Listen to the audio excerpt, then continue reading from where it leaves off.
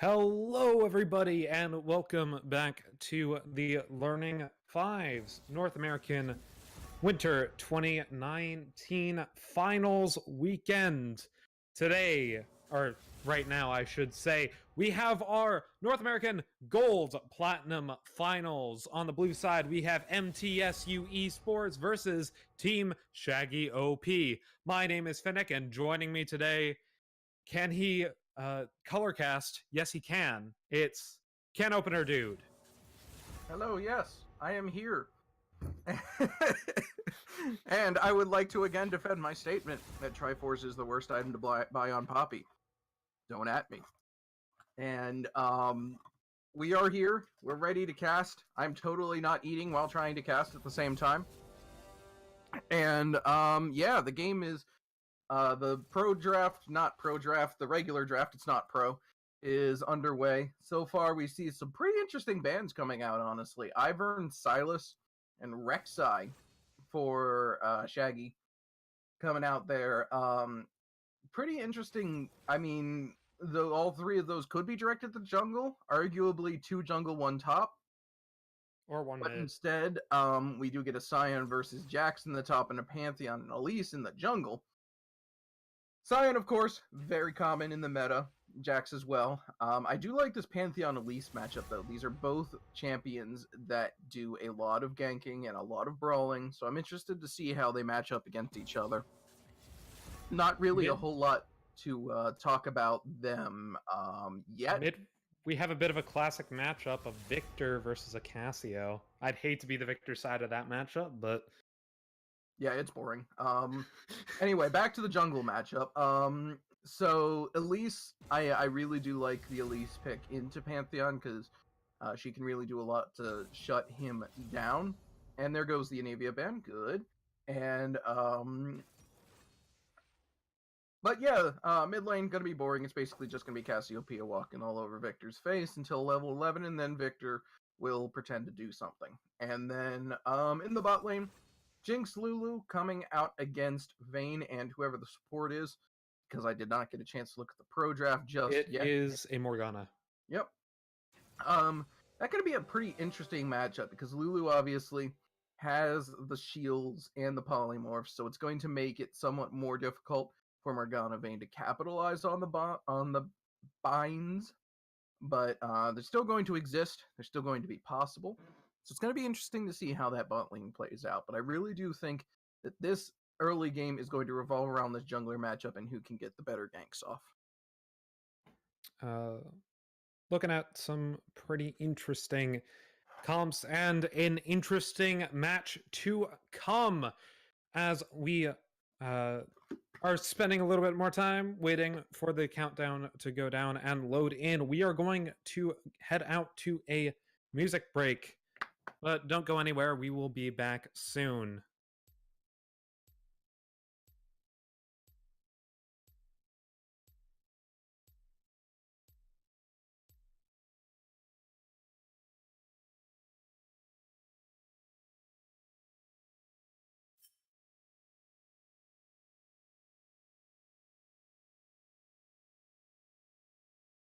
I just realized that we still have 3 minutes left on spectator delay. That is unfortunate. Ken, would you like to talk about these matchups some more?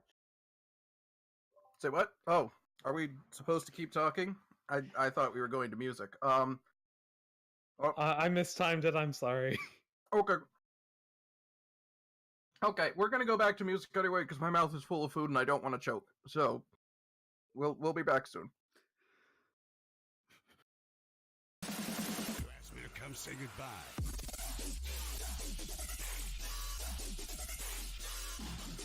Sayonara.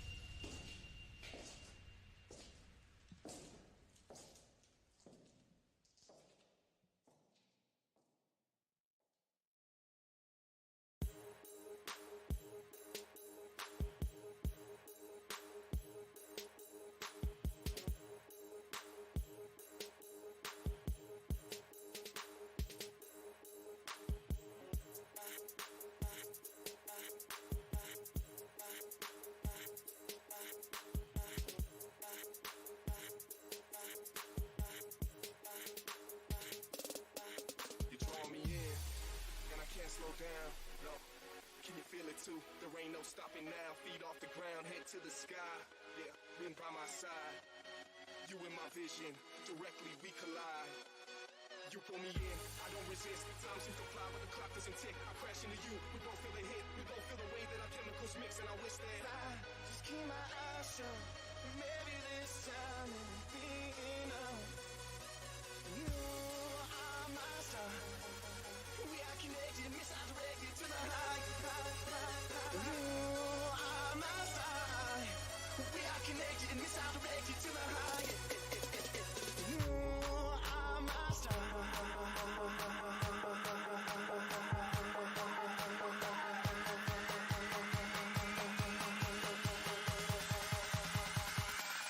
Then we collide.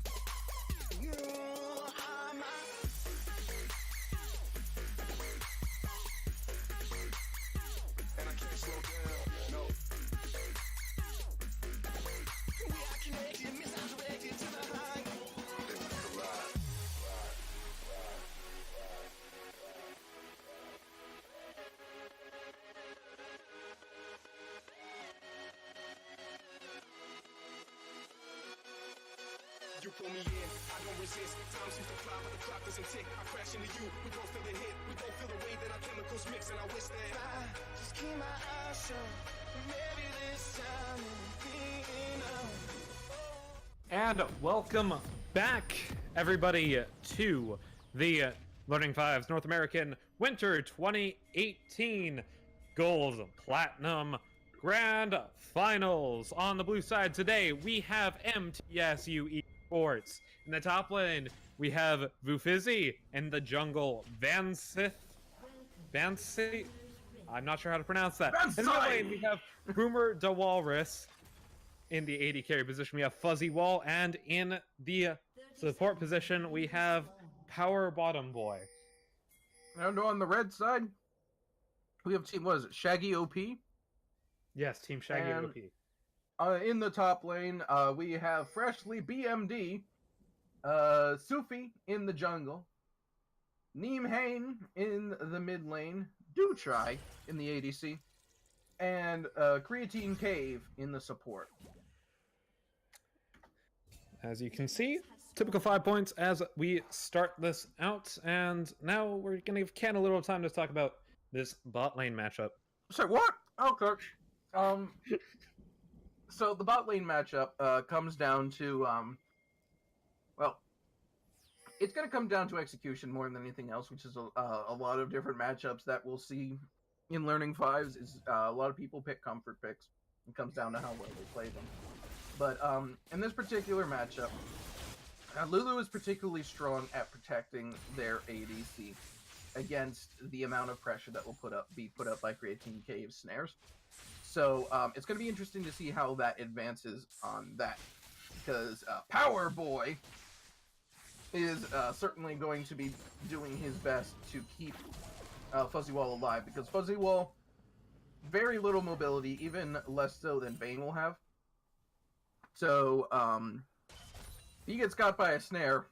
That's pretty much the end of that.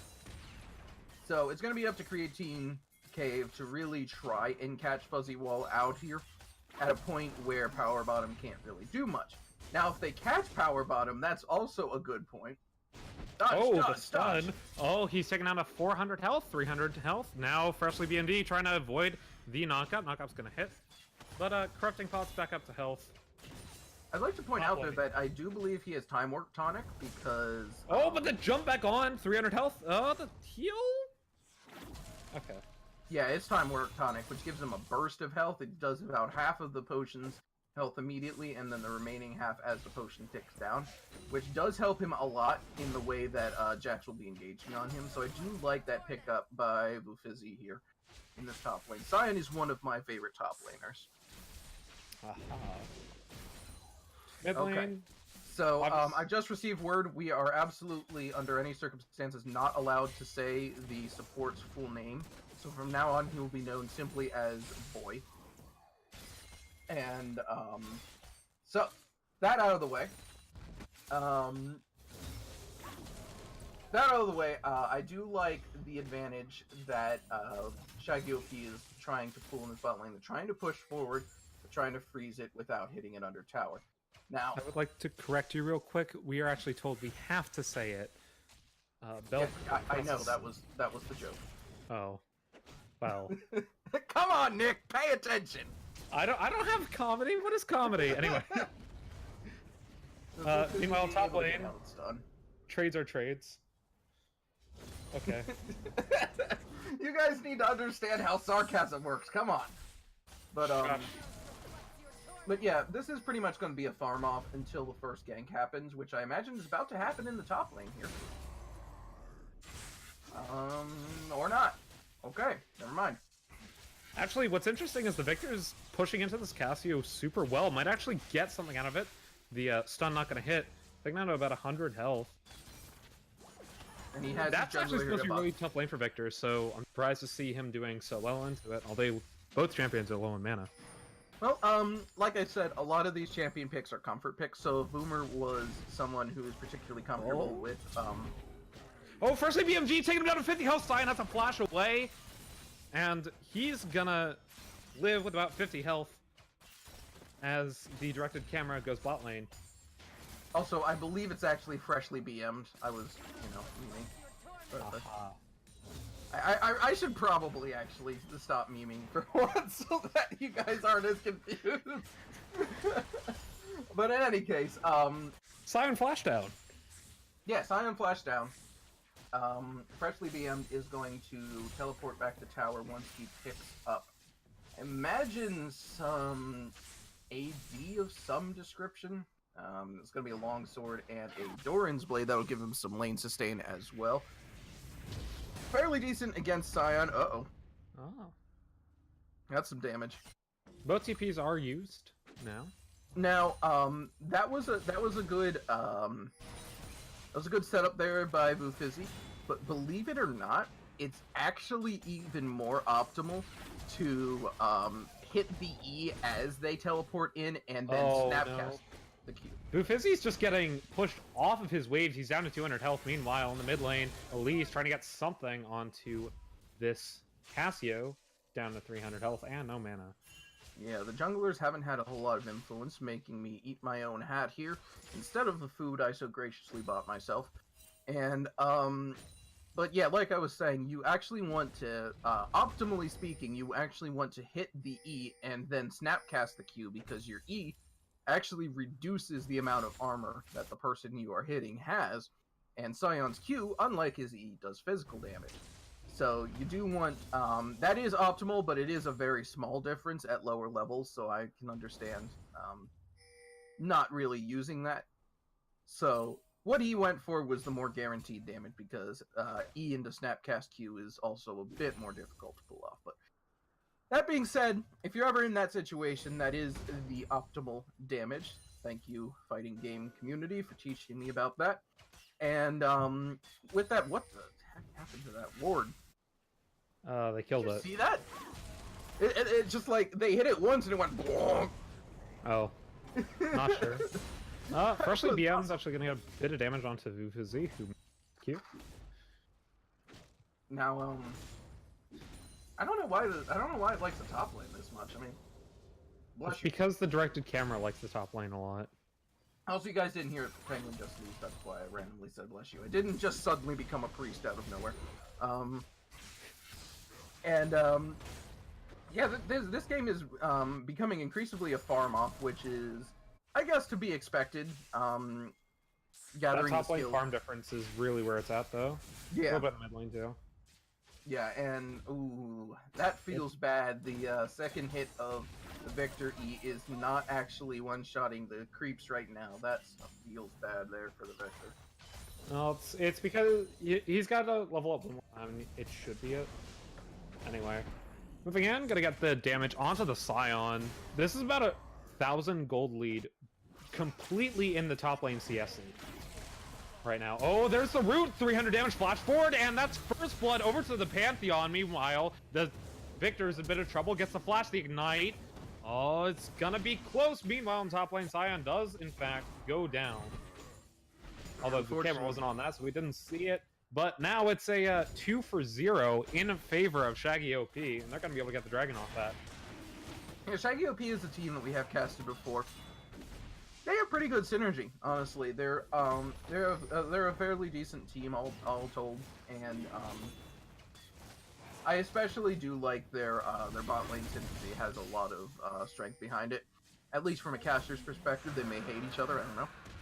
And so I do like to see them. I do like to see them in the finals because they were one of the teams that we did get to cast earlier in the season. It's a bit fun to watch. That's a cool Victor spider. getting them trades out. Can we talk about how cool that spider looks? That spider does in fact look very cool. Elise is a cool champion. Yeah, and I do like that she does have a fair bit of very good skins, because making skins for the transformation champions can always be difficult because you know, you're making two separate models, so they almost have to be put a lot of effort into them. Yeah. Yeah, I thought that was the enemy jungler for a second there. Oh, yes. I was just like, Boomer, you're about to be deaded, but no, it was his jungler, so he's all right. See if you can. Not a lot happening right now. Yeah, no, it's mainly a farm up. That is 2,000 gold lead because of the 2 kills and the massive top farm advantage. Right now, it's 24 farm up in that top lane, and 8 farm up in the mid lane. And then the bot lane's about a 4 farm difference, but Do Try and Creatine Cave have been doing a fair bit of zoning, which is pretty impressive, considering these lanes should go more or less even, considering champion matchups. So I do like how much they're able to push back the opposing boy in wall, the wall boy. That is their bot name OTP, wall boy. Anyway, freshly BM'd, going in for these trades. And we see the Pantheon up there, potentially looking for something. I believe he was spotted out. We shall see. Not too sure.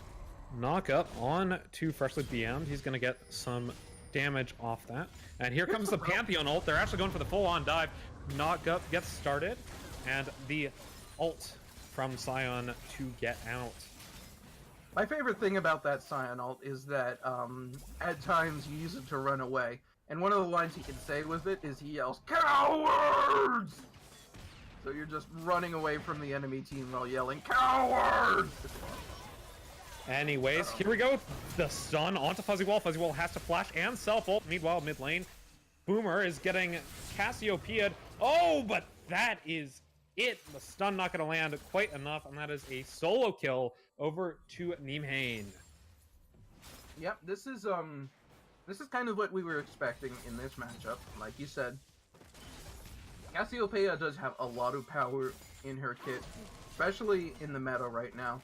You've seen Jensen using her to good effect, even though he is a dirty, filthy traitor.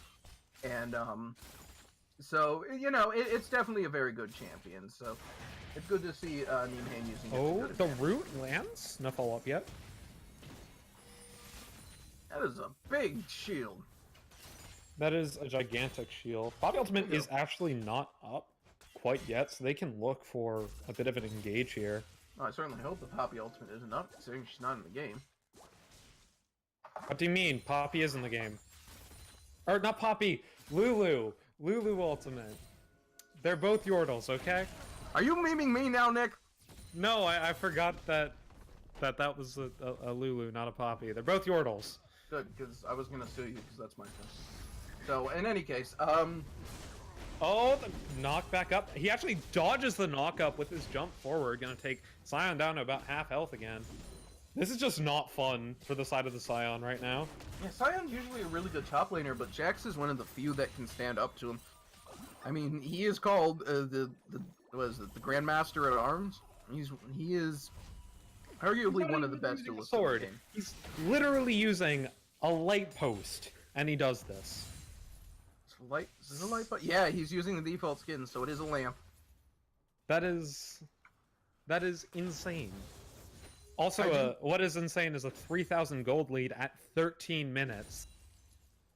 And all basically off of farm. I mean, obviously there are a few kills here, but the vast majority of it is off of the farm differential.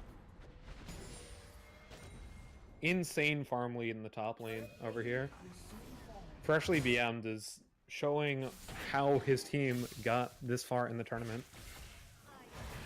Meanwhile, here comes the gank mid lane. Binding gonna miss. Probably gonna cause everyone to disengage there, but Walrus getting taken down very low. Again, All that poke coming out from the Casio, just not very fun for him. yeah, again, this is basically coming down to a farm fest with a few slight moments of action. I do expect at least one explosive team fight fairly soon. I do like the rotation here. Rift for Drake. Van Sai seeing that that Sufi and Freshly BM were up on the top side, assumed they were going for the Rift Herald, which they were, and instead went for the Drake as well. So now it's one Infernal Drake each. It's something. It's not amazing, but it is something to keep their team in the game somewhat. First tower is going to go down here due to the Rift Herald pickup. More gold onto the Jax. He's now sitting pretty at almost 6,000 gold. That's almost more than his entire bot lane combined. Hedge your bets. How long until Flame Horizon? Oh, I think it may take a bit. He's still about 50 CS off of that. Oh, but he actually gets Cocoon taking out a half health flash over. Follows very closely behind. Shao gonna land. Is he gonna be able to go down before the Pantheon comes in? Pantheon goes forth to the Elite Slash, and now Boosfi taking all the damage on a Sufi. Sufi's gonna get shut down by the Victor. That is a kill over to the side of MTSU. Meanwhile, in the bot lane, oh, the Morgana ultimate, but no follow-up quite yet. Lulu's gonna have to get the ultimate forced out of her as well. And there we go. That is the first kill onto the side of MTSU eSports, catching out the Jax and eventually the Pantheon. Now, it's actually better that Pantheon dies there than Jax. Pantheon had a slightly lesser bounty on his head, so keeping that bounty on the Jax is relatively more important. Allows the Jax to go back and get the Trinity Force and come back into lane out that. Yikers. Well, Vancy might be in a bit of trouble, but Power Bottom and Fuzzy Wall setting up to maybe try to help this. We get splattered out by the Vayne, though. Meanwhile, Morgana roaming up. Oh, there's the binding, not gonna hit quite yet. But the TPs coming in. Creatine Cave gonna be taken out very low. Fuzzy Wall gets him all alone, but the re-engage comes through from Dutry. He's gonna get a kill. Freshly BM'd, meanwhile, is also gonna get a kill on Vinci. Meanwhile, Freshly BM'd taken very low by the Victor ultimate. He's gonna get knocked down by the Scion Q. Now it's a 3v4. Now it's a 3v3. Victor gets the kill on to the Cassiopeia, and the fight continues. Sufi taken down very low. He's going to go down here, and now Dutry all on his own. Morgana Root not going to do quite enough there. I do not expect him to live through it. That is a triple kill for Boomer the Walrus on this Victor. Very, very well done there. He is now sitting at 4-1, sitting pretty. Very, very important there that they managed to get the... Whoa! Hello! Whoa, is this the 200 IQ Jinx ult? No. No, it's not. Just barely off. But, yeah, very, very well done there by, MTSU, I believe. Yeah, that was MTSU. Yeah, I was just making sure I had the right anagram there. But, very well done by them to, pick up those kills. A bit of an overcommit there by Shaggy OP.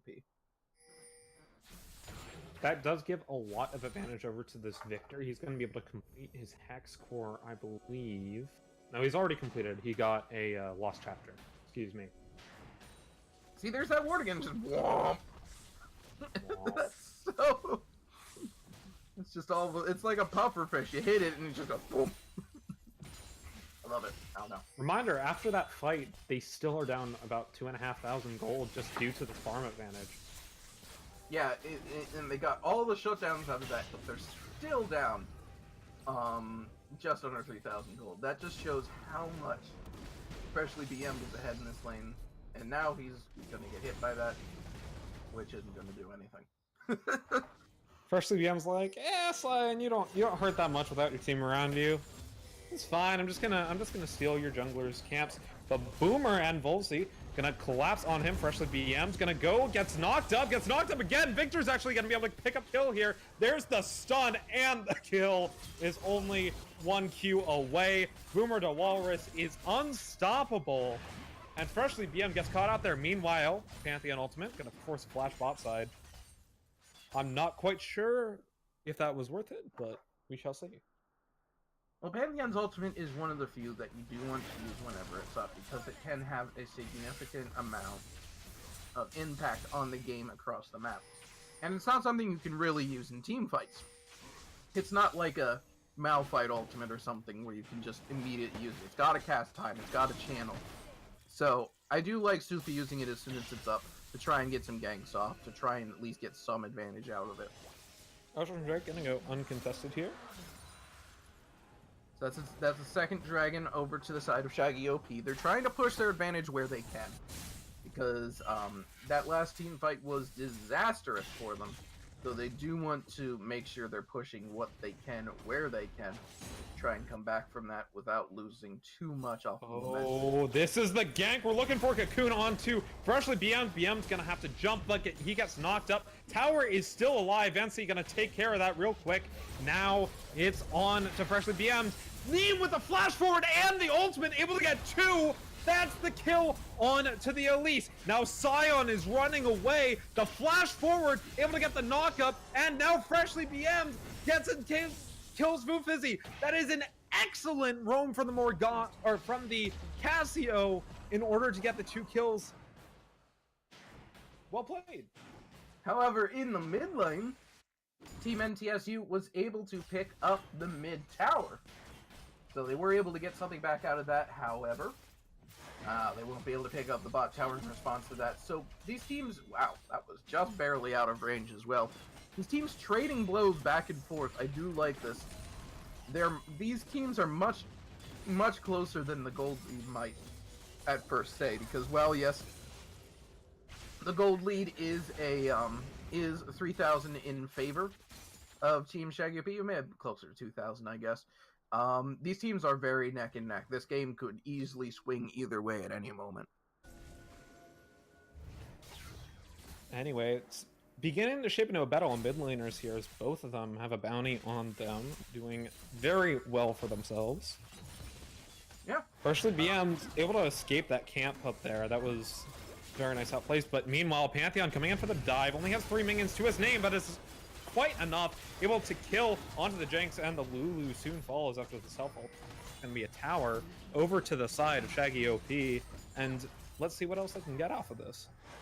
Yeah, that's what I'm talking about. Sufi can just continually use that as the game advances. He can continue to just use his ult to make picks, to roam the map, and create advantages. That's the mid lane tower down there as well. All outer towers except for the bot lane on the side of Shaggy OP are down.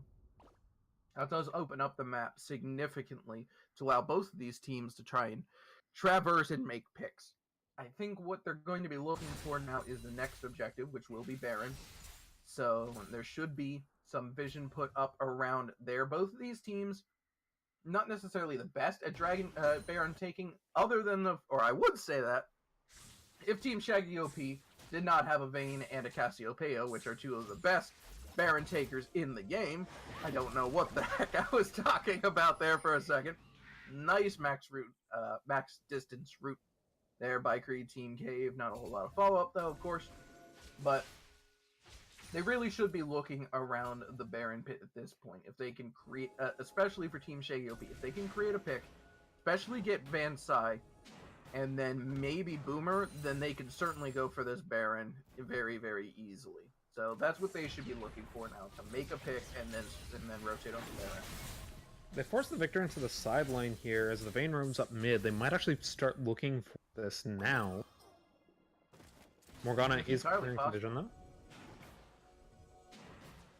There's basically no vision here, which is kind of a mistake from both teams. Entirely dark Baron side does make it very, very dangerous for both teams to walk into here, which is something neither of them want. Oh, they actually might be positioning a bit about this Mountain Drake. I'm not quite certain why they would do that over the Baron. Certainly have no vision on it. Yeah, if they commit to this Mountain Drake too heavily, they will lose Baron, because even without the Vayne and the Cassiopeia, Team MTSU does have enough damage to burst it down while they're taking the dragon, so they can't overly commit to this. So I'm not sure why why they're giving up vision around the Baron to focus on this dragon. It is a mountain dragon, but I really don't think it's worth how much. Oh, Cretan Cake gets the root, and there's the cleanse out from the Victor to stay alive. Good pickup on the cleanse there. A lot of hard CC on the side of Shaggy OP, so a good pick there for Boomer. Freshly BM's gonna split push to victory. Now they are onto this dragon here. Everyone's converging around it, so... Freshly BM's actually gonna take the 1v1 on the Scion, but he takes a bunch of shots. I'm not sure. He's down to 200 health. Scion flash forward, gets the knockup. That is going to be all she wrote for Freshly BM as the minion damage comes through. Scion's gonna shout him to death. Freshly BM goes down in the solo kill for the Scion. Huge misplay from the Jax. Meanwhile, the Freezing Cape goes in, flashes forward, gets the ultimate, not able to get one just yet. And the TPs come through. Vancy taken down very low by the Vayne, as is the Vayne taken very low by Vancy. Vayne has to actually get out of the fight. Freezing Cage trying to get himself out of here. That is a Mountain Draken over to the side of MTSU. I like this. That was very well played by MTSU there. They played that exactly to their strengths. It's just so strange, because now they can look towards the Baron as well if they wanted to, because they have vision on it. I feel like Freshly BM'd almost flat out into that kill over to the Scion, to be honest. Yeah, he definitely misjudged the tower range at first, and then just got CC'd all to heck and back. That is an unfortunate one. He still has a gigantic farm lead, but the Scion actually has quite a bit of gold on him now that he's gotten a couple kills and assists on his belt, under his belt. Yeah, his build is a bit schizophrenic, but he does have enough that it really doesn't matter the farm lead at this point, because Jax is just going to wreck face no matter how far he is ahead. So the real point is, does Scion have enough tankiness to survive? And the answer to that is a resounding yes. So what it comes down to is that Jax has failed at this lane, is that he has allowed Scion to get to a point where he is able to survive before Jax has completely taken over the game. So this is a net loss for Freshly BM. And now Freshly BM'd, he's under tower with only 2 minions. He's able to get out, but Vuvsi might actually be able to get the kill. Oh, yeah, there's the knockup. Not gonna re-engage though. If he really wanted to, he could just straight up kill Freshly BM. Not in a full wave of minions, but other than that, he could just straight up kill Freshly BM if Freshly BM tries to fight him. Meanwhile, vision is in fact going up towards the Baron, finally for Shaggy OP. Yeah, they're finally starting to look into this. Doing the Baron dance. I would like to say that even though it's still a 4K gold lead, it hasn't increased since 13 minutes. They have done nothing with this gold lead, essentially. The map's still at an even state. They're only up 1 tower. They're kind of just running around with their heads cut off because they don't really seem to have a plan of how to advance the mid game. And this is something that we do see quite a bit in non-professional games. This is actually one of the reasons that coaches have become so prevalent and so well used in pro play, especially Korean coaches, is closing out games. And that's one thing that Korea has been consistently good at in the early days of League of Legends. Obviously, that's changed somewhat as the game has advanced, but Korea's ability to close out games, especially games where they have a small lead, but still a lead, that has always been their advantage. So a lot of coaches will talk about this as it goes forward, and that's one thing that you don't see a whole lot in solo queue teams. So I'm not surprised that it's been difficult for them, but it is something we do need to point out, is that the way they close out this game is to gonna get caught out a little bit here.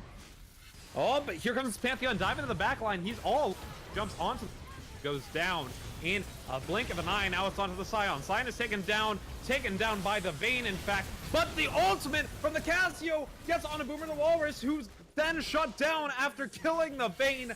That is a 4-for-1 for Team Shaggy OP and a Baron to boot. Yeah, very, very good team fight there by Team Shaggy OP, especially Sufi's ult onto the back line there. Well done, well positioned, very, very perfectly timed to allow him into the back line. Classic cluster fight, but very well played here. Excuse me while I crumple up this piece of paper. That's Corman Baron over to the side of Shaggy OP, and they can just crack this game wide open. They have a dragon spawning in about 40 seconds. I believe it is another mountain dragon. Let's see how they do this. Yep, it is a mountain drake, so they will have that. Now, obviously, Power Boy is down here on the bot side, and they are certainly going to be trying to get as much vision as possible onto this Baron. But will it be enough is the question. They may just push down mid, honestly. This might be an ARAM at this point. An ARAM? An ARAM? NARAM! NARAM, boys! It's an ARAM! Oh, actually, Nihane taken down very low. He's actually gonna get caught out completely. Scion ultimate, not gonna go far because he's gonna get rooted. Meanwhile, the flash forward on to the ulting Pantheon. He gets taken down and killed by Boomer the Walrus. That is a 2-for-0, and all of a sudden, this Baron buff is not looking so good as they move on to the Mountain Drake. Though, with that being said, they can push down, take this inner tower, and they do have the inside path here. So, technically, if they were really feeling daring, they could probably have tried to collapse, but 3 versus 5, very, very dangerous. I don't know. Yeah, I'm not sure you would take the 3v5, especially since I don't know about that, right? your 4 Baron buffs are out. So now the Baron buffs only on the Jax and the Morgana, I believe. Yeah, it's unfortunate to say the least. A bit of an overcommit there, and then a bit of a... Wow, that's a really cool back animation. I don't know, I've never seen Super Galaxy Elise in game before. So that's just a really cool skin. It is indeed. And that is the Prestige Vayne here, so do try. Showing off... I think a Prestige Vayne right now. It's what is it? I think it's Prestige Akali right now, right? No, it's from the Lunar Revel event, the Prestige. Yeah, but I mean, like, right now, there's another Prestige skin that you can get. Yeah, I don't know which one that is. I think it's Ari. I think it's Ari, too. Evelyn hasn't got one yet. Retin Cape taken down very low by the Victory. The Victory? What? Oh, Victor. Victor Oh, E. the Victory! The Death Laser. Victory! The Russian Death Laser of death. Come on. I think it's actually called Death Beam. Let's take a look here. Death Ray. I think it's called actually Mega called Death Laser Death. or something like no, that. it's called Death Ray. Death Ray, there we go. That's actually really cool. Getting onto the Scion here. He's not taking any damage. I'm not sure what you're doing there. I mean, at this point, Freshly BM could probably fight him, except not under tower, of course. Oh, the flash forward gets the cocoon on to the Casio, but that's actually a 1-for-1 trade. Now the flash forward from Crazy Cape gonna force the flash out of the Victor. Meanwhile, he's gonna go down because Victor just kind of E'd right in front of him. The shield from Lulu not able to quite save that. And now Sufi under tower, do try also under tower. Is it gonna be enough? That's actually a triple kill for the Victor, but a 4-for-3 overall in favor of Shaggy OP. That's gonna be the bottom inhibitor. I don't know if Freshly BM can take this fight against Rufizi.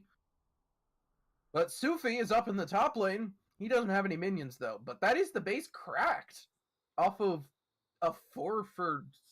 Yeesh, that was a weird team fight. That was a 4-for-3 in a 4v4 team fight. Would have been a 4-for-2, but the last turret shot was able to get the, I believe, the Vayne who killed the Victor. Yeah, do try. But, my goodness, that was interesting. Now we're up to a 10k gold lead.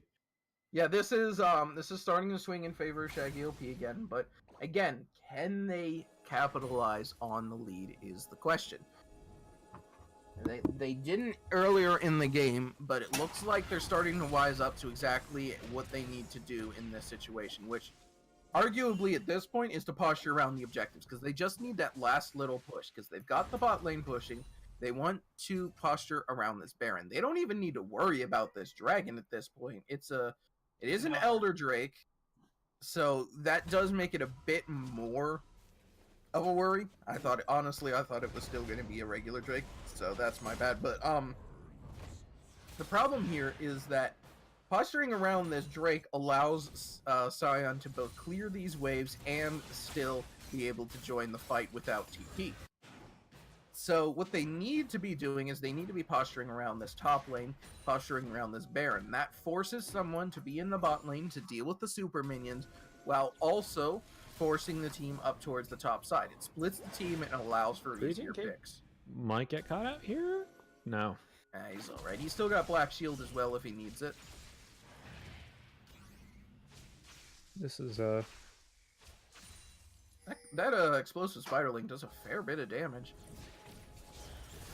I mean, we're getting into this late game here as we see more champions winning at level 18. We have Jackson Cassio on side of Shaggy OP and Boomerang Vuvsi in the Victor Bufizi with the Victor and the Scion both at level 17, almost to level 18.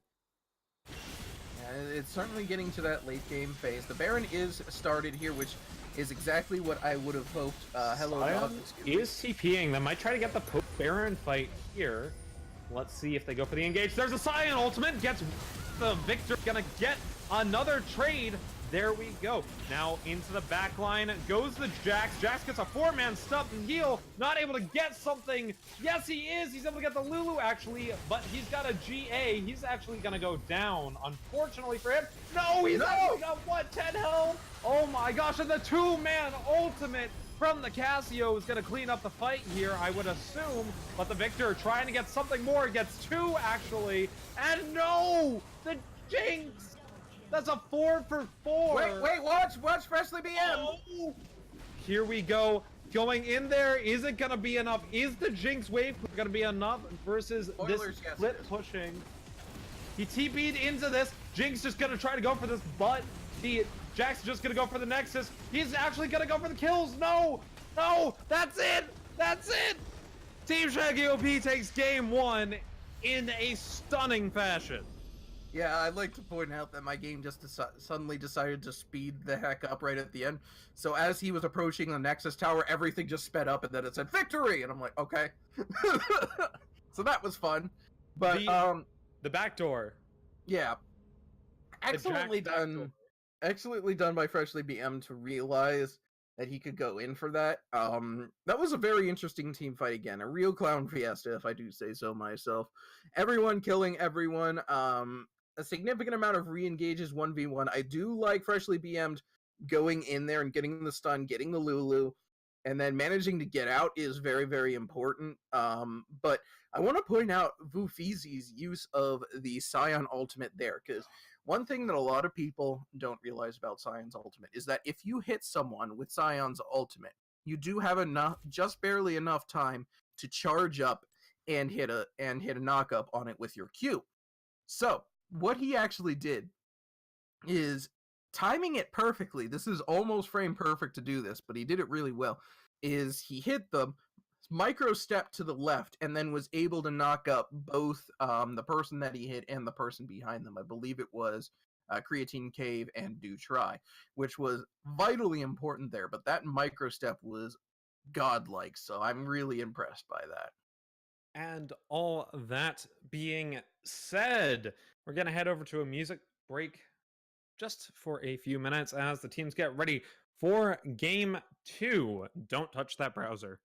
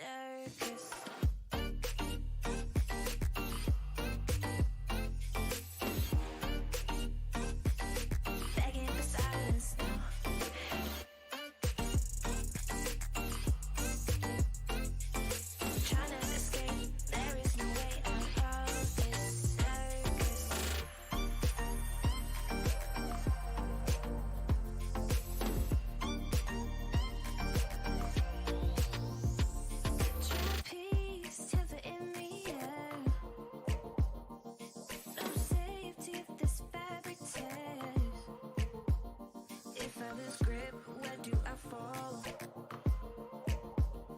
Under this grip, nowhere to fall. I hate to ride, but animals come alive. If I can't run, where do I go? I cannot run, where do I go? There's no way out of this circus. We paint monsters so they can't hurt us. Cage with the lions now, begging for silence now. Trying to escape, there is no way out of this circus.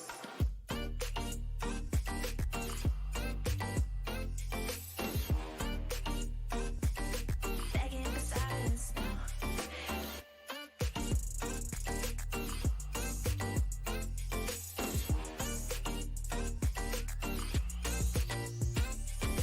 There's no way out of this circus.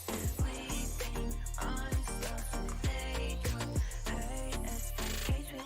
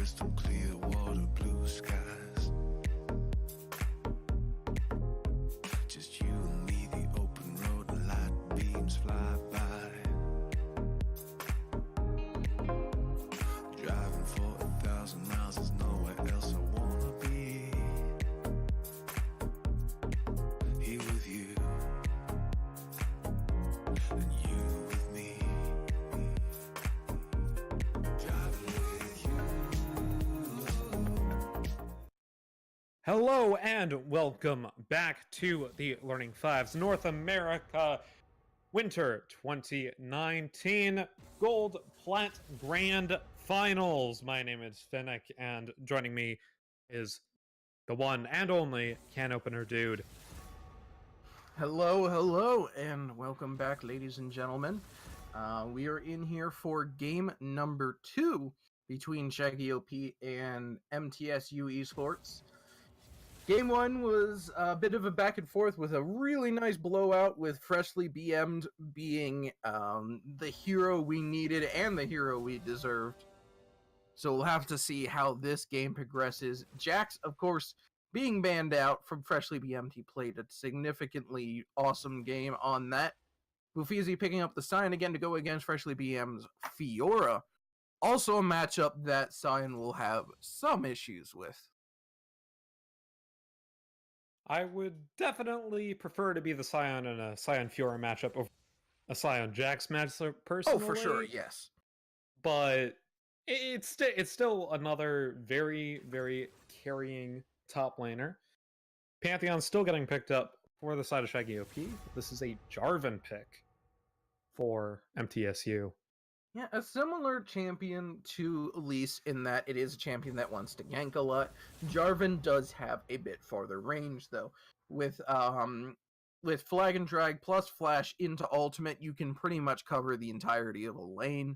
You can pretty much cover the entirety of River with that combination of abilities. So Jarvan does have some range to get in on a fight, especially against an Anivia in the mid lane for Neemhane. Jarvan's certainly, I think, going to be camping this mid lane unless something particularly juicy happens in the bot lane here. The Anivia Azir matchup, Bird versus Bird. You got the Shreeman Bird, and you have the Bird of the Freljord. It's a bit of an interesting matchup. Azir with all the poke, and Anivia... both champions very safe in their farming styles. Anivia going to be at a bit of a disadvantage until she gets that ultimate. I am going to assume you're going to agree with that for the most part. Azir gets a much better farming pattern much earlier on.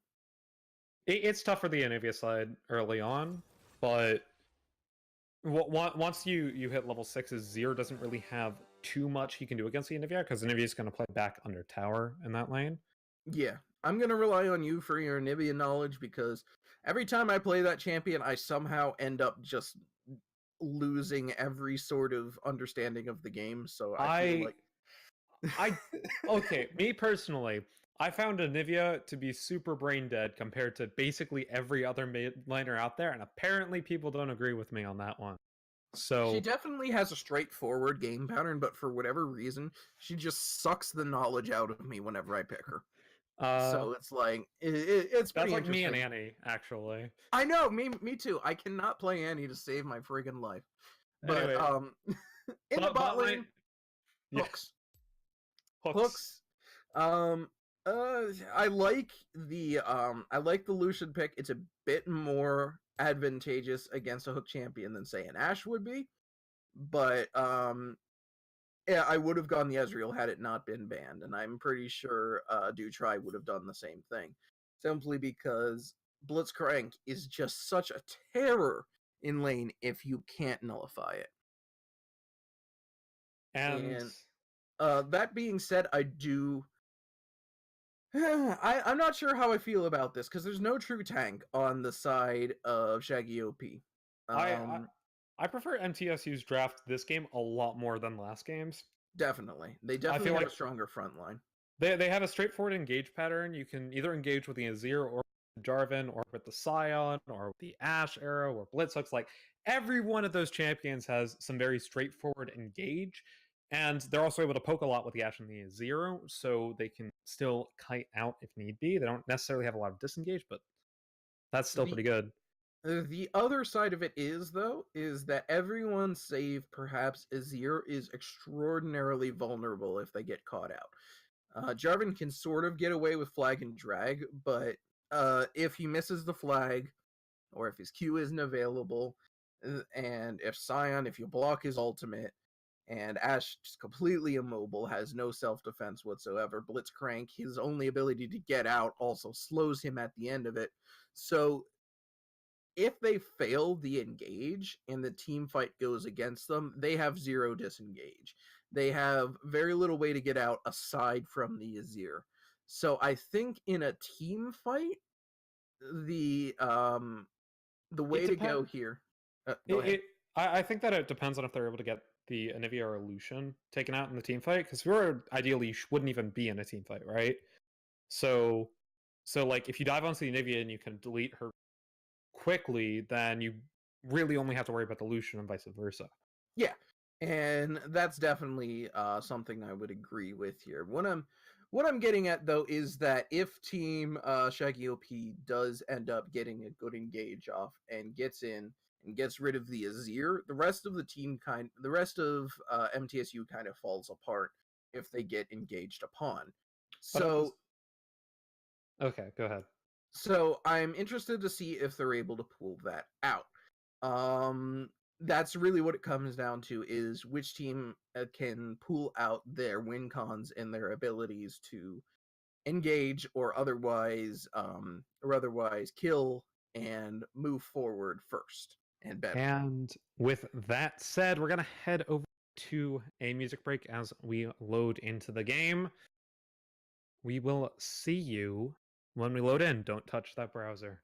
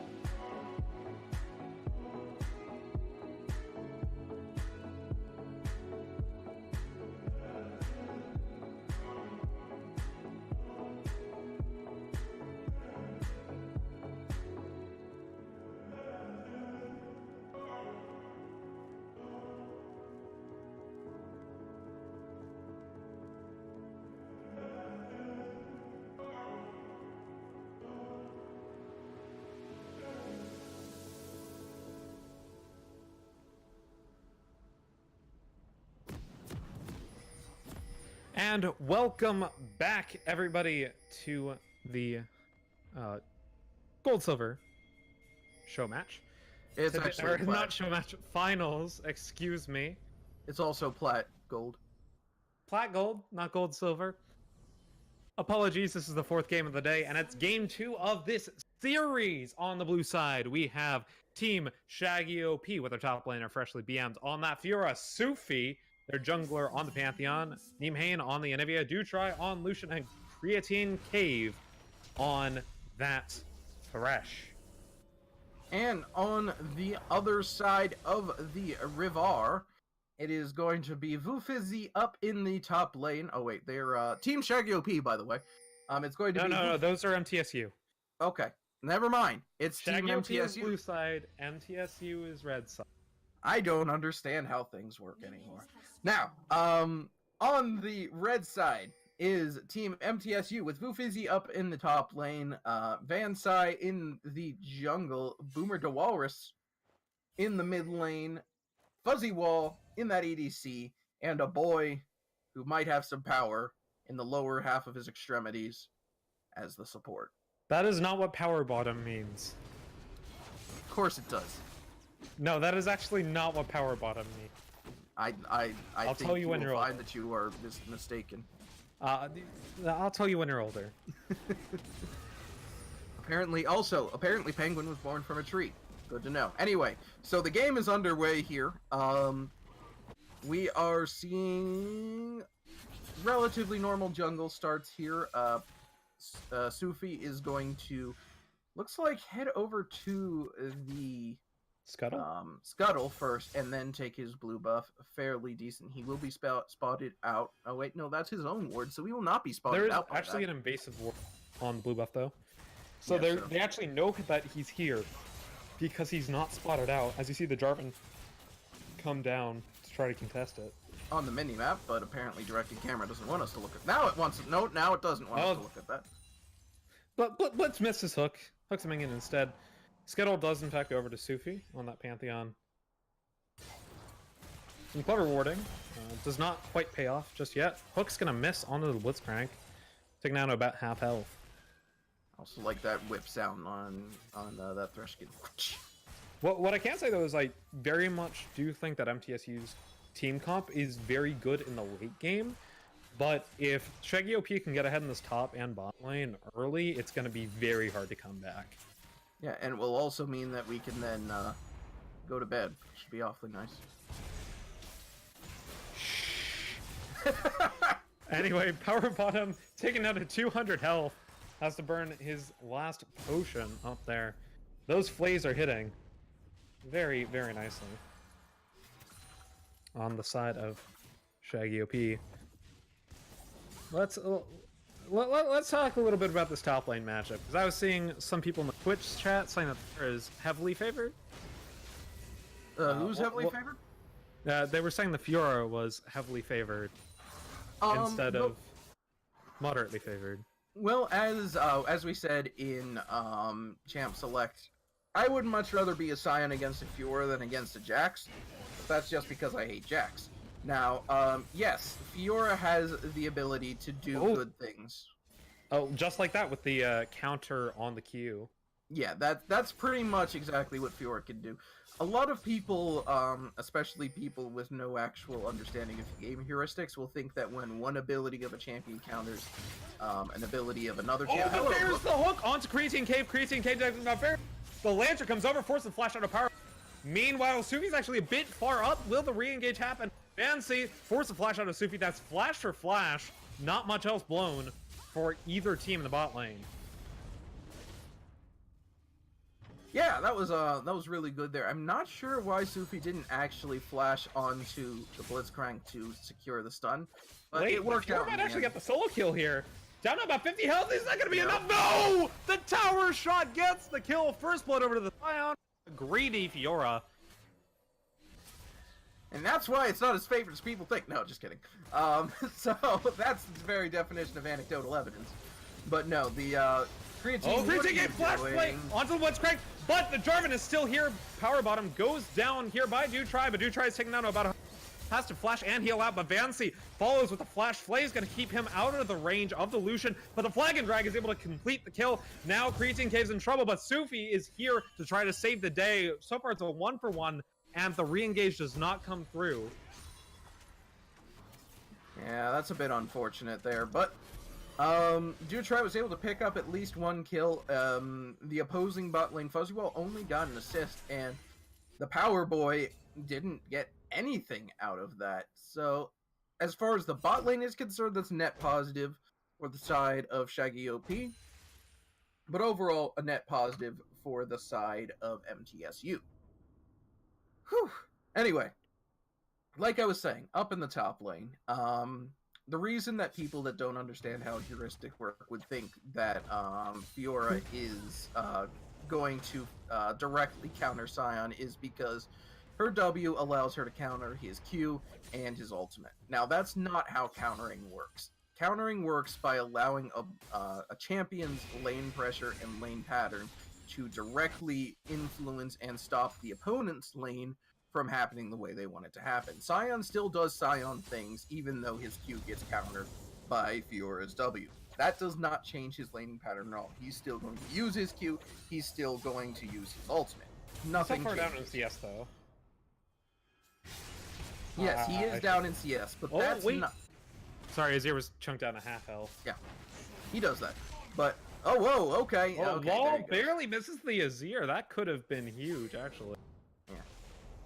Now, what I want to point out is that that does not mean that Fiora does not counter Scion, though, because Fiora actually does do very well against Scion, but not for that reason. The reason Fiora does well against Scion is because her vital points proc true damage, and because that forces Scion to play at angles that he does not want to play at, because he can then not hit the Qs as effectively, not hit the Es as effectively. However, Yeah, these counters... He's not in the queue. The Fiora ultimate actually comes out. Is she gonna get all 4 vitals? The Scion ultimate gonna stop that, but she gets the 4 vitals. She's still alive, but the Scion able to finish out with a not fully charged Q. That is a solo kill over the Scion, and a 450 gold bounty on top of him as well. And that shows why the lane is not as one-sided as most people would think. Is because Scion still has the tools to deal with the Fiora, especially if the Fiora feels too confident. But here's the hook. Flay comes the opposite way. As the re-engage comes in from the Blitzcrank, Creatine Cave is going to be taken down, chunked down to 0, actually. Meanwhile, in the mid lane, trades happening.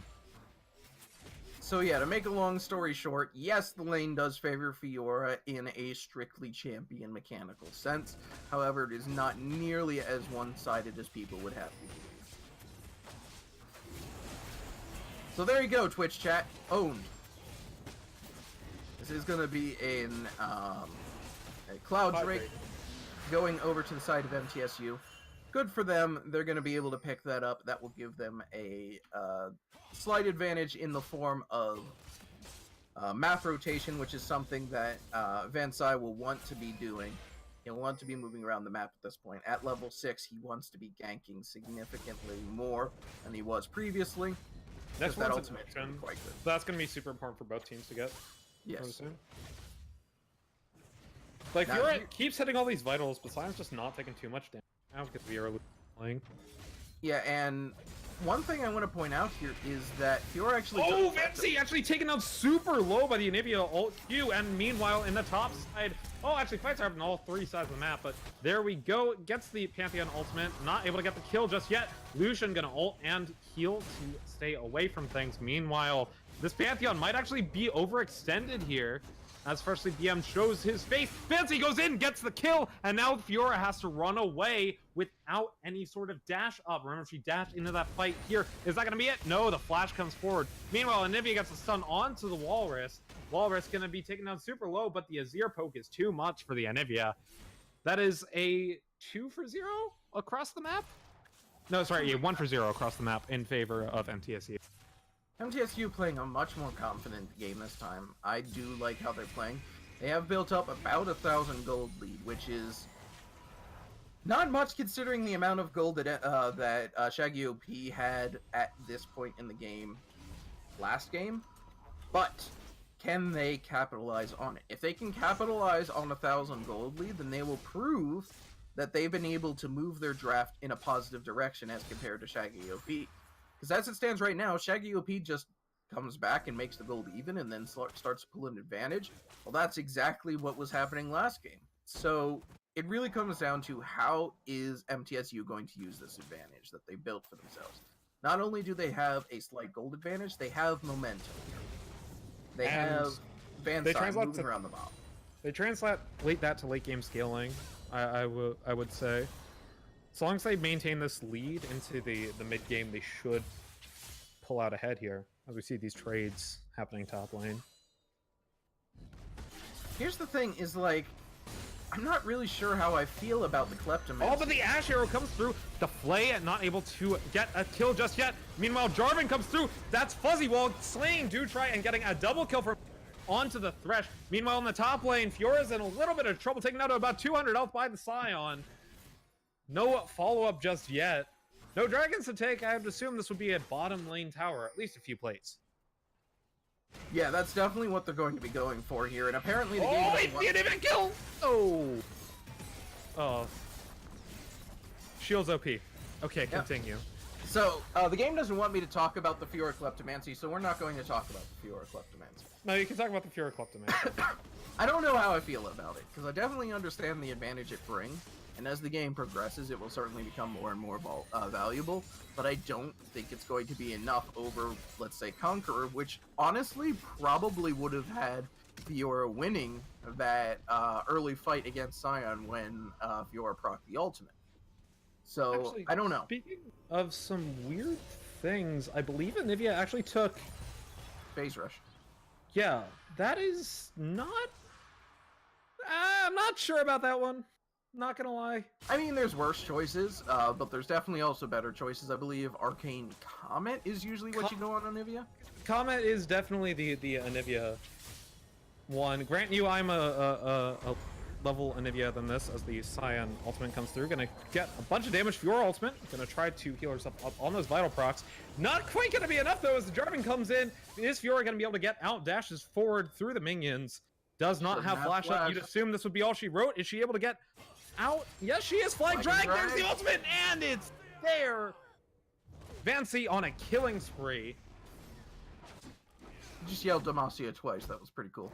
Demacia! Demacia! He likes that word. All the Demacia. Whew, I mean, just looking at this though, it's like, no, I'm not sure about the phase verse synergy. It's like taking Klepto and Anivia. Sure, you can do it because there's a little bit of synergy, but it's not huge. Yeah, that seems to be the story of Kleptomancy in general. Other than Ezreal, where it's more or less required, most of the champions, it's like, yeah, they have pretty good synergy with it, but it's not really worth it. Creatine? Not gonna go into the Blitzcrank. Doesn't know who's behind them, what's behind them. Yeah, I think that's probably for the best, because even with the added damage of Suki... Oh, but Blitzcrank! Oh, the Lantern of the Wall there. I honestly actually would have preferred to see... Hello. Oh. Shurima Shuffle not happening yet. Flash forward actually gonna get the egg at the very least on the Anivia, but here comes Pantheon, not actually able to get the egg, and Sufi goes in huge, able to get one flash, and now the TP coming in from the Scion. Is it gonna be enough? The egg comes out, Vancy taking out about 100 health. Scion, not sure you should dive in Anivia, who's egged under tower, but a Blitzcrank will do just fine. Actually misses the Q due to the flash. Anivia is gonna try to hold this wave right here with no minions in front And though. Will. Yeah, Woo. that was fun.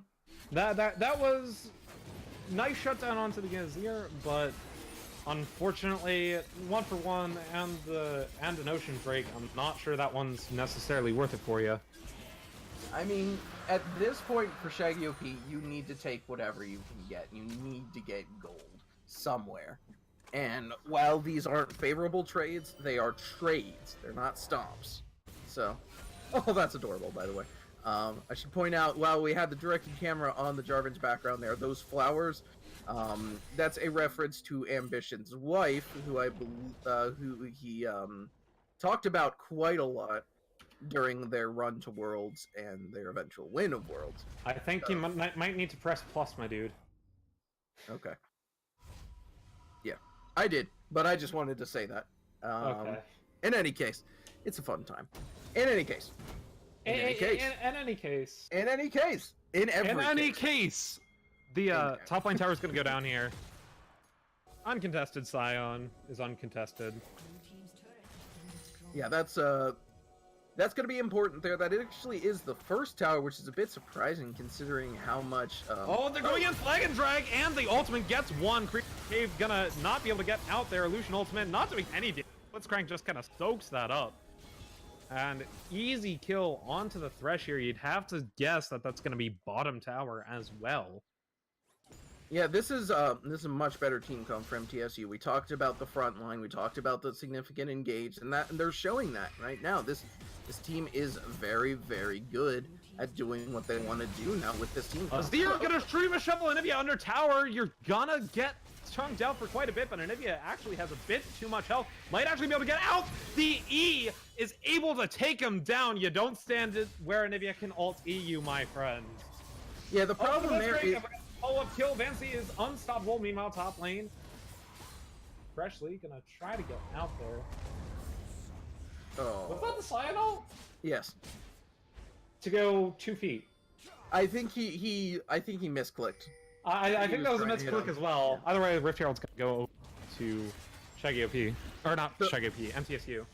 So I want to point out there that the unfortunate part about that particular Shurima Shuffle is that Boomer actually Shurima Shuffled a singular minion under the tower alongside Nimhain, which allowed Nimhain to not immediately take tower damage. And then Nimhain was able to just float his way out and then turn and get the kill. I think if you're Shaggy OP, you need to play around the Anivia at this point. More or He's less. basically your only significant late game threat. Even as the Lucian starts building into the Black Cleaver here, it's tough. I think I think the way to go is play around the Anivia. Want to get 2 items. Start going for some sort of plays around the map. The problem is that with Oh, Sufi gonna get caught out by the Blitzcrank hook as he's a goodbye. Fuzzy Wall on a killing spree. the problem is that they can play around the Anivia, but because Anivia has such low movement speed, even with tier 2 boots, they're basically resigned to a 1-3-1, which they're not going to win because they need to respond to the side lanes as well. And Rufizi and Van Sai and even Boomer can split push much better than anyone on Shaggy OP can. I also have to mention real quick that even though Fiora is in fact the damage item, she's not to her Triforce yet. Sunfire Cape is on the Scion already, and he's actually winning the trade's bot side against the Fiora. That's the thing, tanks are always going to be strong if they're allowed to just do tanky things. And that's exactly what this sign is doing. All Rufizi needed to do in that lane was not die, and he went above and beyond in that lane and managed to get not only some kills but some solo kills, and it just makes it that much more difficult.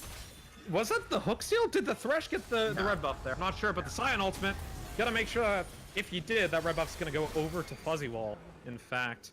And meanwhile, the hook onto Sufi. This actually might be a catch out onto the Blitzcrank. Wall's gonna split him off from his team, but they're not gonna go for the engage there.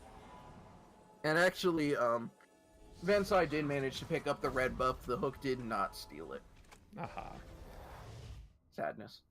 Sadness. That would have been a great steal, even though, you know, he died after it. Paid the price. You know, I'd like to point out it's 5,500 gold, even though it's 10 kills up for the side of MTSU, which it just shows how much power you can have in other sources of gold.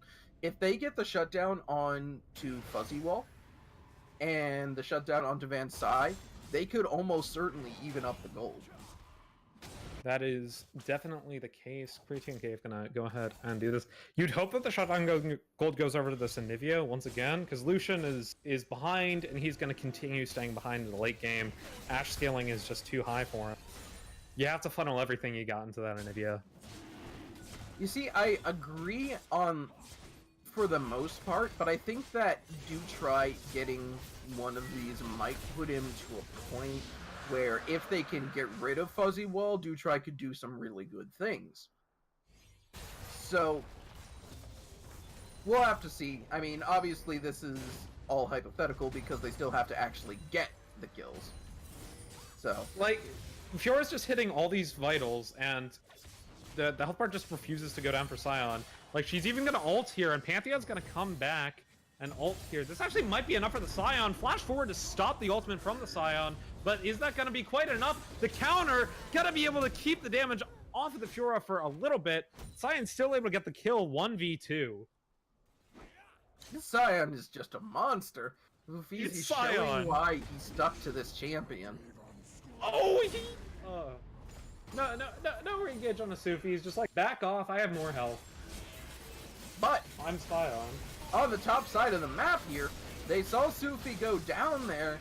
They're going onto the Baron, and they should be able to pick this up. I doubt that Creatine Cave and Nihane will even be able to get close enough. Oh, the flash forward, though! Oh, the flash out there, able to get Arrow! out of the arrow. Arrow not going to be able to get the kill just yet. And there is the flash Shurima Shuffle, able to get the kill, or the egg out of the Anivia, but the Lucian ult's gonna be able to get a trade. Not quite, actually, the heal from the Ashe is able to get the kill there. And so far, it is 2-0. They're gonna go up and siege out onto this tower as the pressure continues. This is ridiculously cool. I love seeing how MTSU is pulling this together, especially after the game that they played last time.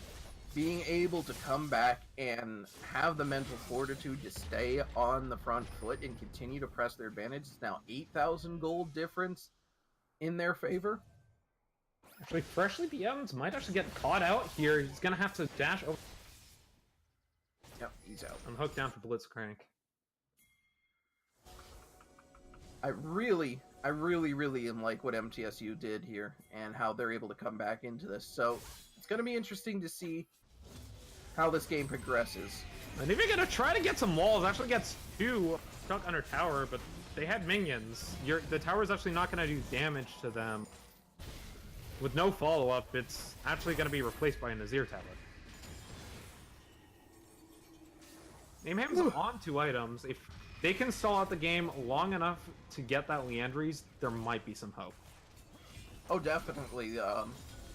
Shaggy OP is most definitely not out of this game yet, but it certainly is starting to look rather dire. They need to wait for this Baron buff to wear out more than anything else right now. Meanwhile, Sion's just split pushing the bot lane, saying, "Hey, Fiora, come at me. I kill the tower. You don't kill the tower." Man, I wish you could still deny towers. That's a Dota thing. That you was used to be able to do it in League too, in the very early beta. Yeah, no, that's because League in the very early beta was literally a Dota clone. Yeah. Fun fact: League of Legends used to just be a Dota clone without turning rates, and it turned into something very different. And still enjoyable. A better Dota without turning rates. No, wait, okay. Original League of Legends was not, or Beta League of Legends was not better than Dota. I say as I played Dota at that time. It turned into something, which would be a better Dota. I wouldn't necessarily say that. I think they have strength places. I know, that again is the joke. Okay, fair enough. I don't know, I've seriously had these arguments with people, and I'm like, yeah, no, I enjoy League because I like how it plays.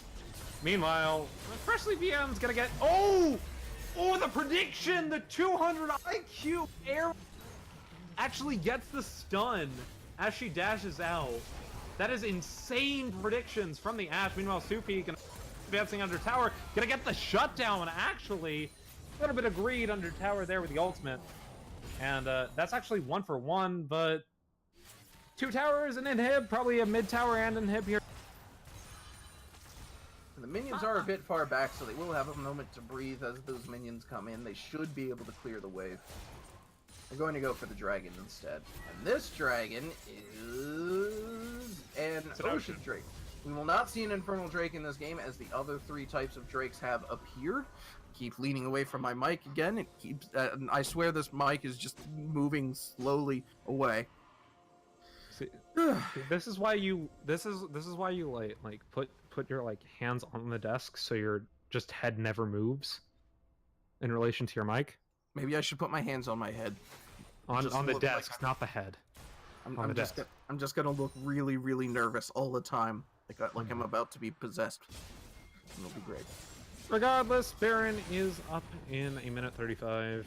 That was a nice and shuffle. Drake's gonna be shaken. Blue buff there, by the way. Pretty fancy. This is some very clean games from MTSU. Total turnaround from game 1.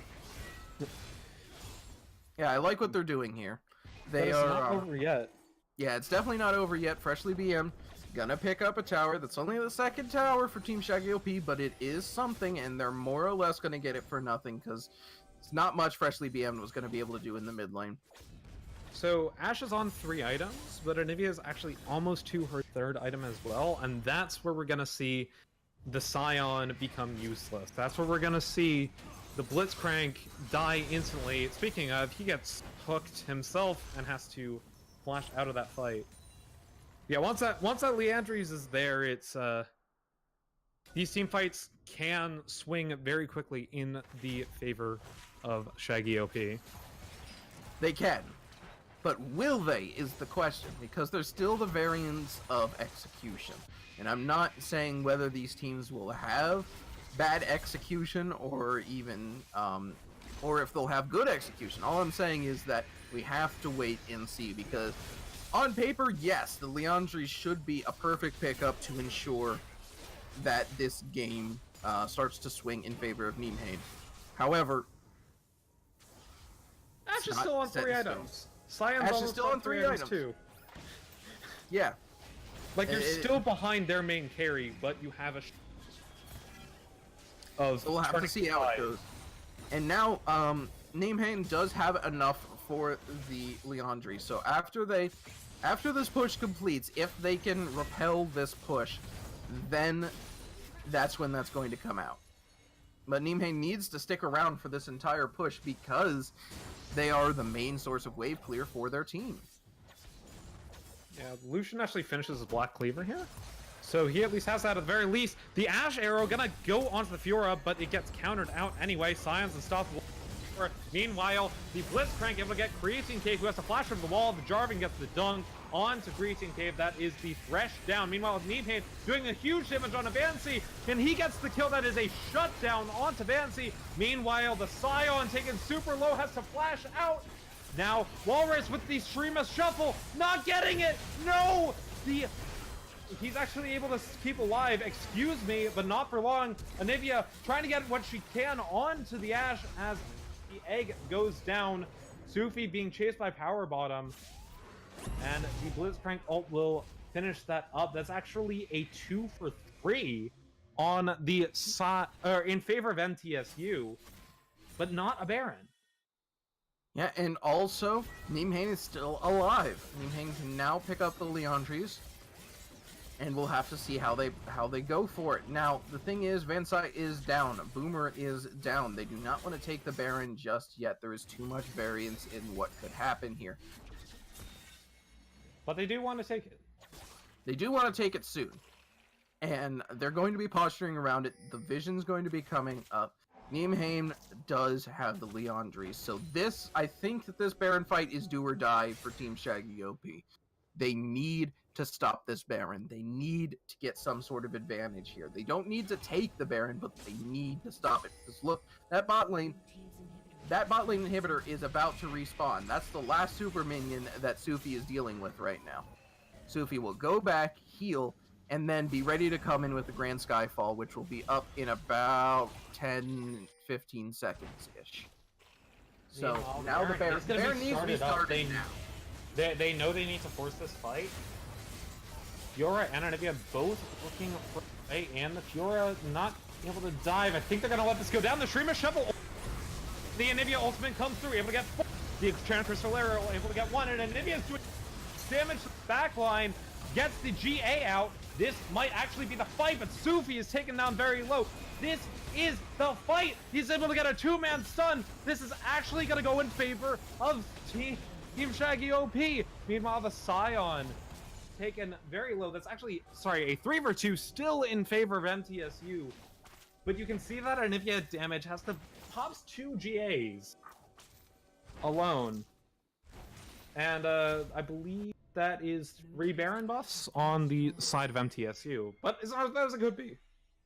And also, they lost their mid tower for that, but they did not lose an inhibitor. It's very important now that they do something. Now that is going to be another Cloud Dragon. It's not an Elder Dragon yet. Very, very good that it's not. If it was, this game would be over at this point. But that is 5 dragons. So again, Elder Dragon, when that comes up in 7 minutes, that is going to be hugely important for both teams. That's the next objective here. Now, the question becomes, can Shaggy OP hold out until then, and then can Shaggy OP do that fight again like they did at Baron, but better? Because they're now 10,000 gold down. Can they do it, is the question. The arrow gets onto the Anivia. Shrima Shovel gonna down here. You'd have to think this is the last fight of the game.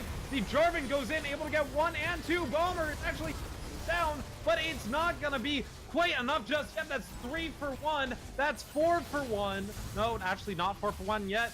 Power Bottom actually taking down Vital Procs onto Vancy, but now that is all she wrote. It's one Lucian versus the world with Baron buffed minions. That is all we got. Cue up the Silver Scrapes. We're going to game 3. MTSU. Game 2 victory.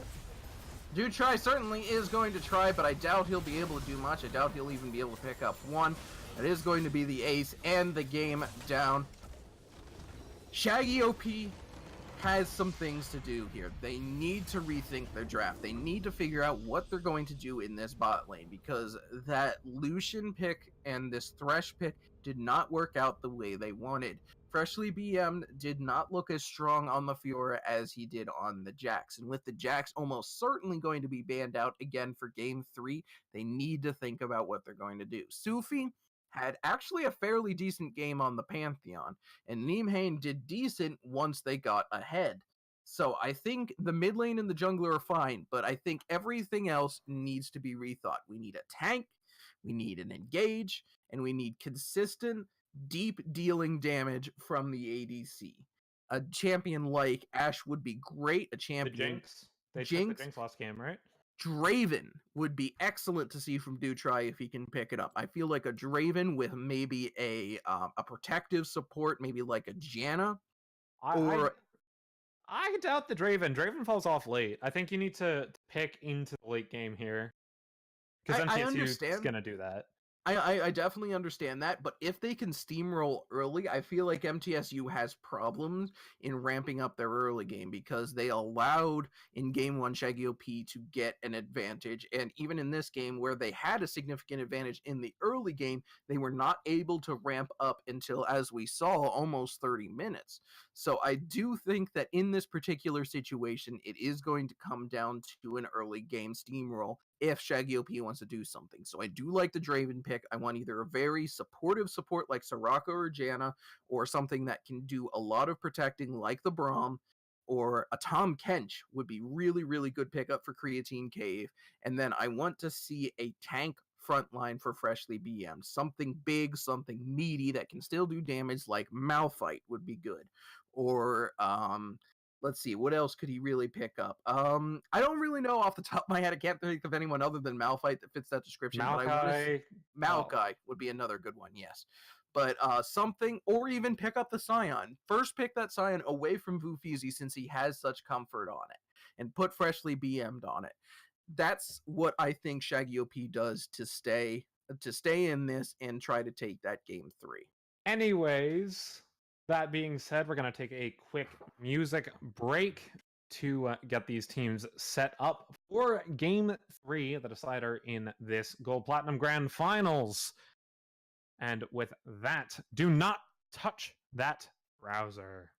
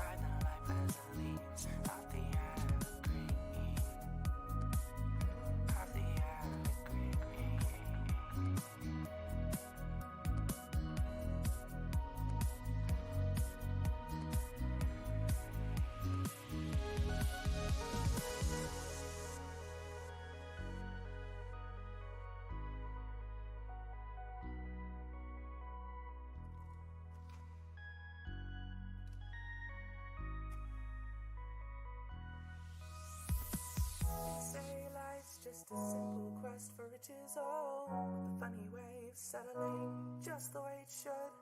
Shackles and rusty chains, I will never be tied down. I'm finally free, I control my destiny.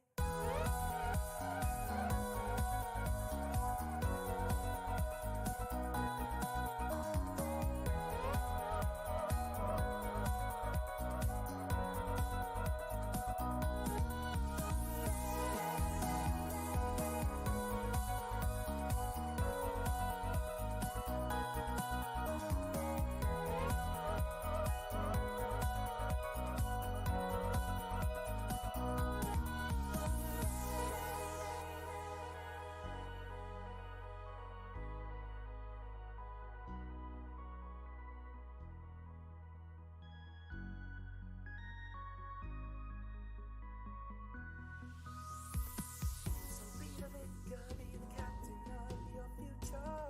Watch its boundaries begin to crumble into melodies. We are the saints, we are the authors of the spirit age, who bring down governments and send ministries to the grace. We are post-futurists, we rule the world so gracefully. Play music silently, we eradicate the imaginary.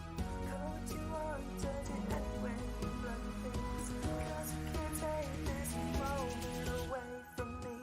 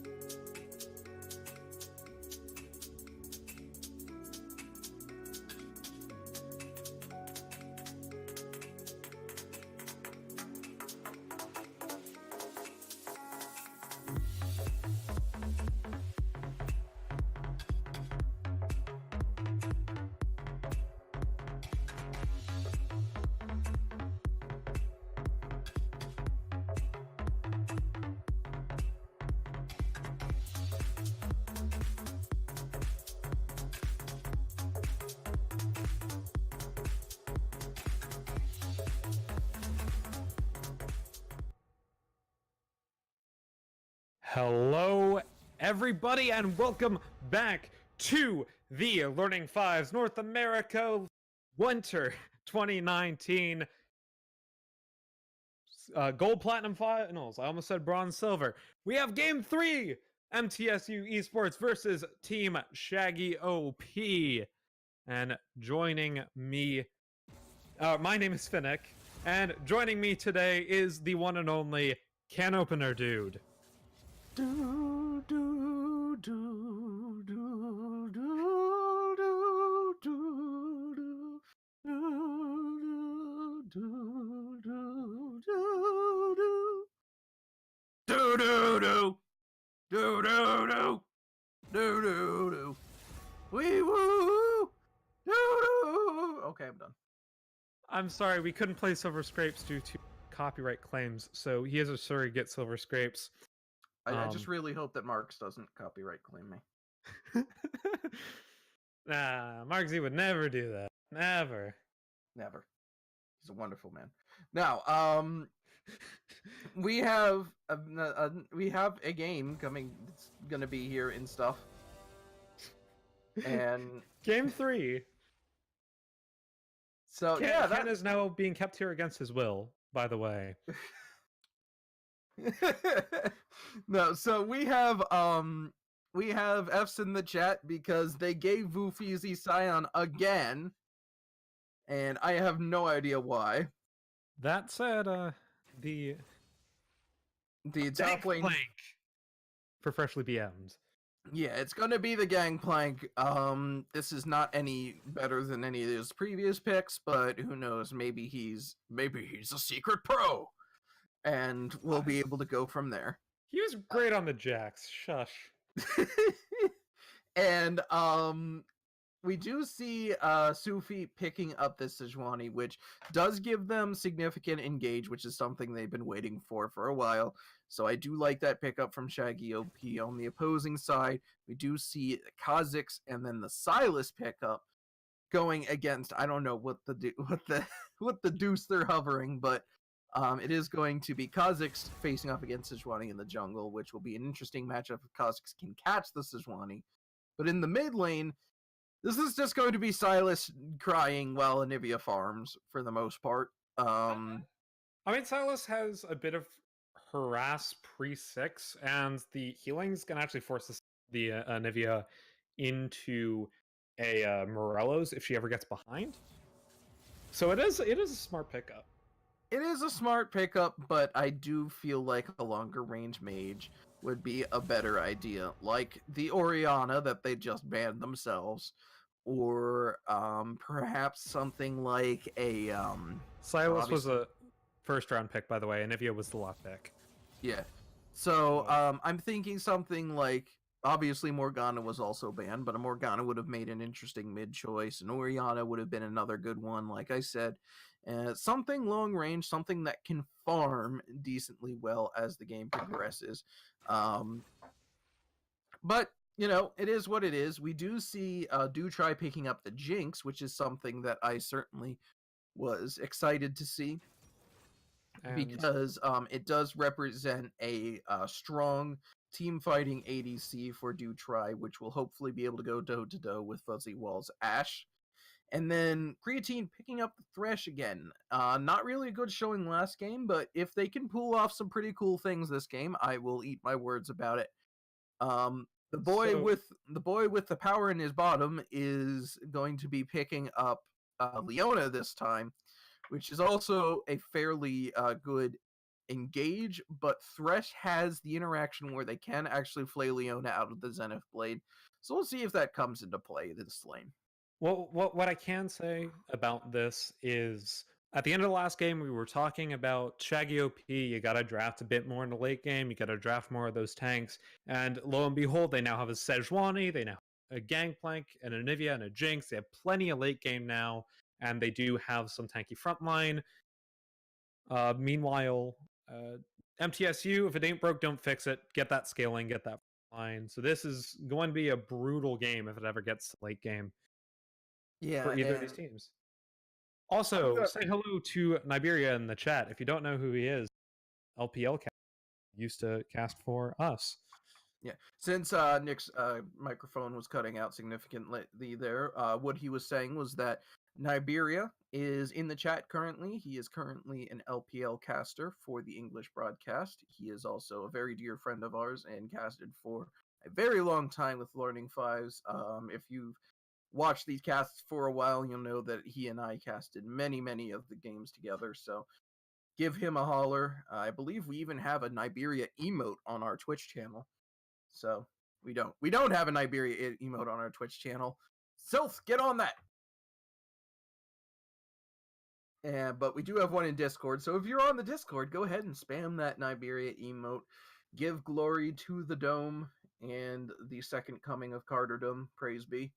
Anyway, we will we'll let that go. Now, with that being said, I do think that most of this comp has already been gone over. There really isn't much more to say other than yay, a tank, and yay, late game. So we're just gonna need to see how these teams play out, because we've talked a lot about their different strengths, their different advantages over the past 2 games. So I think at this point it just comes down to who's going to have the mental fortitude. Is it going to be MTSU sticking to their guns after that strong game 2, or Shaggy OP coming back strong after winning the first game, losing the second game? Can they regain that, re-put in that momentum, and start chugging towards that final victory? So I think that's all I got for you.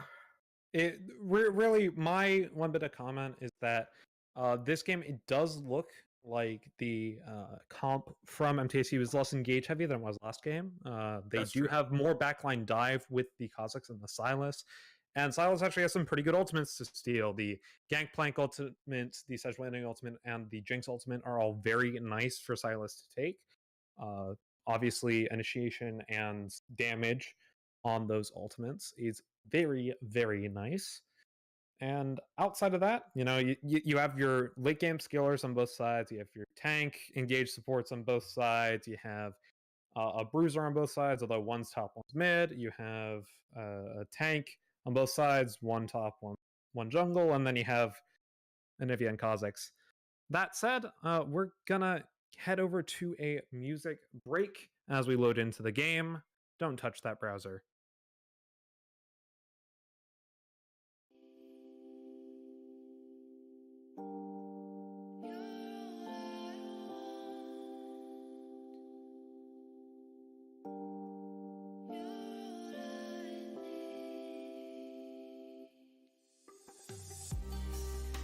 But I know you're true. The strength that lies buried at your roots. I know you're beautiful, tethered by the path you had to choose. But you hide. Won't you step into the light? You hide. Use my heart, take as your guide. You hide. In the deepest of the night. You hide. Don't you know you burn so bright?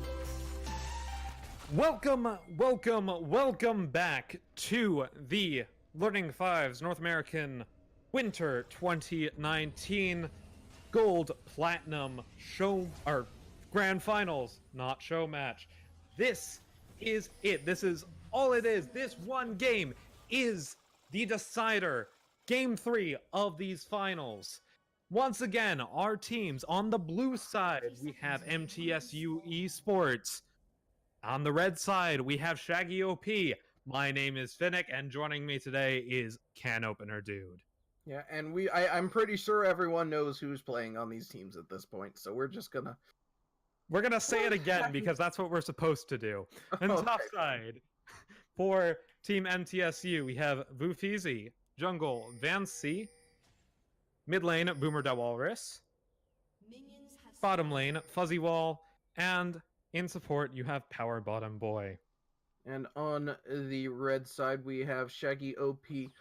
We have the freshly BM'd top laner, Sufi in the jungle.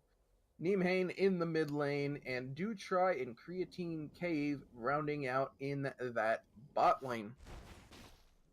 And a call start for Nimhane. Very interesting.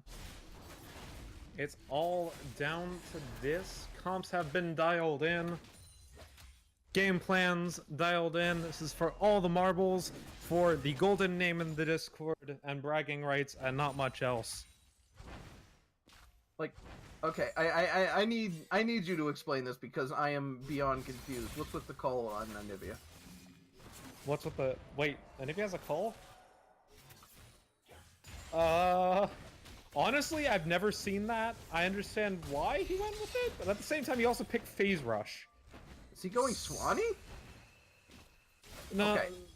So... Sorry, go ahead. There's it's a very, very old Civ HD video called Swanee that was about AD Annie. And there's a flash from the Jinx. Yeah. Punish. But yeah, it was, and the point behind it is that you see a swan, it looks all very graceful and stuff as it's swimming around, but it's actually just kind of batting its feet like crazy under the water. Well, Nimhane in a bit of trouble here. Vancy over the flash of... able to get himself out. Vimheim actually gets... or Vancy actually flashes over. Meanwhile, in top lane, flash from freshly BM'd. Is he going to be able to get it? It's 1 Q away? No. And meanwhile, the scuttle fight. Lots of action early this game, actually. He's in a bit of trouble. Bloomer might actually get it. Flash over the wall. All the flashes. Bloomer flashes forward too. Is this going to be first blood? I think it is first blood over Silas. 3 minutes, 15 seconds into this game.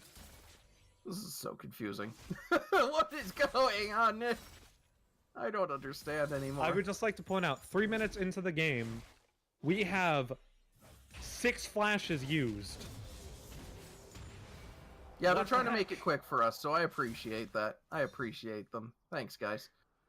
Alright, dude, try. You just missed those minions. Alright, I'm not going to call them out on that anymore. That was just weird. This is actually really good by Boomer here. He's just continuously pressuring Nimhane on this Anivia here. I really like how he's playing this. You don't see many Silas mid. I've been playing a lot of Silas myself, but mostly in the jungle. Silas top is a bit of a pain for Anivia to deal with pre-6, but post-6 she wins out. But if she does get behind, she has to build umbrellas. Yeah. And that is not fun on Anivia because you lose most of your team fight damage in exchange for being able to do damage. Yeah, and I'm still trying to figure out this call. Like, I can understand the wanting to get the extra gold behind it, but... What's this swan thing? So, yeah, Swanee. So the point of it is that when you look at a swan, you see it looks graceful, but it's actually just beating its feet like crazy and it looks like an idiot when it's under the water, right? Well, yeah. The idea is you're playing AD Annie. And so, on the surface, it looks like an AP champion. You're farming with your Q and all of a sudden, and then you just kind of hit 3 auto attacks. And bear in mind, this was when Annie's auto attack range was the same as Caitlyn's. Oh, wait, no, that's gonna be an easy... Dives under tower. Anivia, you gotta respect his engage range right there. Yeah, that was impressive. Well done there by Boomer, and that's exactly what he wants to be doing. Force that Anivia onto a substandard build. Like, okay, so he took Phase Rush on Anivia, which, fine, whatever, but now he takes Cull. Like, if you're going to take... You might as well just take Klepto at that point. Like... Yeah. But yeah, the point is that you're throwing your auto attacks and they do a bunch of damage, and the person's so confused that they get hit by like 3 of them, and then you ignite them and kill them. But that's not what he's doing. Depending on what you want to do in lane, there are 3 starts via. There is Corrupting Pot start, which is what I use most often. Actually, hold that. Vinci actually gonna get the predictive lots of damage on Sufi. Almost got the kill. Predicted he would come and try to get his blue buff. That was not there. Yeah, the thing is, right, like, you either go Corrupting Pot, which is what I use because I rely on mana too much, or you go Dark Sea Refill, or you go Doran's and Pots, but the Doran's Pot start is a lot less common than it used to be because it no longer refunds mana. Meanwhile, oh, the Anivia, no. You can't step that far away from your tower up against the Silas, especially when you just got 6 and you just got back to life. The Nimhain doesn't even have 6 yet, I don't think. No, he just... he didn't use 6. doesn't. Boomer used the ult before Anivia could use the ult. Doesn't That's even insane. have it yet. That's impressive right there. I'll use my ult before you even get yours. Boomer just starting to walk away with this game, or walk away with this early game here on this Nivea 3-0. This is what I find interesting about MTSU is they have such varied threats. This is a team that I would love to follow if they stuck together, because we have Vufizi up in the top lane, who is a significant threat while playing a tank. You have Van Sai, who's able to consistently move around the map the way that you want him to be able to do things like what he's doing right now. Caught out here. Ignite gonna get the last hit. Smite perhaps not enough. Bottom. Able to get the 4th kill of the game on to Sufi. Meanwhile, Neemhain's just gonna dive the Anivia, and the coming through, gonna do most of the damage. If she's able to land the Q, it's actually a win, but Q is not up. And Boomer just kind of does the damage. But meanwhile, Dutry actually gets the game over onto the side of Shaggy OP. Flash Flay gonna secure the 2nd one. Double kill over to the Jinx. And just like that, the gold's back to basically even. Hikers. This is a game, my dude. This is a game. So this is a Silas v Jinx game already. Oh boy. Let's go late game. All the team fights. Alright, well, but yeah, I'm liking the way the Silas is turning out. He's building correctly. I think he's, let's see here, he's got Blasting he's One, the Lost Chapter, he's going for... Echo. He's going for Ludens. Yeah. I forgot what, fucking... Excuse me, banned! Oh, find! I'd just like to say, now I am not the only one who cursed today, that is... I'm not the only one who cursed today! No, I forgot what Lich Bane built out of for a second, but no, you do not That's want to not go Lich Lich Bane Bane. first. That is 100%... I know, I saw the Blasting One, and I saw something blue, and I got confused, okay? Luden's Echoes, not Runic Echoes. Runic Echoes is a jungler item that has the exact same effect, except it turns your Smite blue. And actually, no, it doesn't turn your Smite blue. What turns your Smite blue is Chilling Smite. But, Okay, fair enough. but no, it actually has a slightly different ability, because Runic Echo's ability actually refunds mana to you when you use it. And Luden's Echo does not. It's slightly different, but it looks the same. It's the same graphic. It's purple blobs. Purple blobs. Gonna get sometimes some dank killed. damage. Oh, the flash comes out onto there. The rocket gonna take the Ashe down. I called Ashe Anivia, and yeah, no, they're both from the Frail Yard. They both start with A. You know, same thing. One's an AD carry, one's a mid laner. You know. I don't like Fufizi trying to fight this though, because Especially the end out-sustains him. He's got all the mana, all the W, so much damage. he's also got another call, and he's almost done as much of that call as Nimhain does. Actually, I'm gonna say something real quick. The gold lead is flipped. It is now just barely. 100 gold, just barely in favor of Shaggy OP here. Yeah, and that's more or less off of The Jinx Dutry. and the Gangplank. Yeah, and That's that's actually pretty, that's good. That's real actually good. really good for this mid lane because it's gonna force Silas to roam into side. When Silas roams into side lanes, Anivia is able to do what she does best, which is punish people who roam into side lanes by pushing out the wave into the tower and getting plates. I'm not sure. I'm not sure why Freshly BM didn't go in on that. That would have been the perfect opportunity to ult and take the full fight against Fufizi, but he decides instead to just play it back. He is playing Bank Plank, because obviously not the same way that it would have been played, 5 years ago. Oh, the ultimate from Silas misses. Sedge ultimate is I on mean, cooldown for him. you miss 100% of the shots you don't take, so That is a free Drake. Yeah, no vision control. There's a notion. That's actually from Dutry to, that is better for Team Shaggy OP than for MTSU. So they took that more as a denial than a needed. Yeah. I really do like how this game is progressing, though, because we see both teams actually getting the kills onto the people they want them to get onto. With Feezy, doesn't really matter if he gets ahead. Boomer, yes, it does. Now, on the other side, Sufi's still going to be able to do tank things, even if they're 0 and 2. And Neemhane just needs to get Oh, far. the hook misses, but the Sejuani ult lands. That is going to be followed up with the Leona ult. Nowhere to go. Dutry's on a rampage. Now knocking up into something else. Power bottom not gonna get killed just yet. That's some plates, at the very least. And another killer to the Jinx. Yeah, and Dutry here has excellent tower take as the Jinx. With the combination of the Demolish, they're going to be taking at least all of the plates here.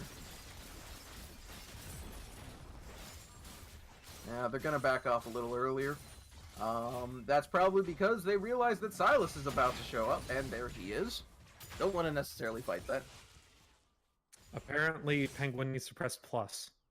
I also needed to press plus. So, thank you, Niberia. In any case, so we're gonna, again, this is Spectator. Whoa! Nice one, gold Boomer. lead. Steal that. Gold lead on to Shaggy OP here, but that's not as significant as you might think. Because that's Yeah, but- all on the Jinx. But it is a gold lead that they didn't have 4 minutes ago. So they are moving ahead, but the thing is, can they do something with it? Because even in their victory, the gold lead wasn't really what gave them the advantage. So, Sufi, what are you doing? Oh, he's actually gonna get onto Dancy? Not much yet. Fuzzy, while in power bottom, gonna take the last plate, second to last plate, sorry, of this bottom turret. And turret plating falling in about 30 seconds. Yep, not a whole lot of plates being taken except in that bot lane.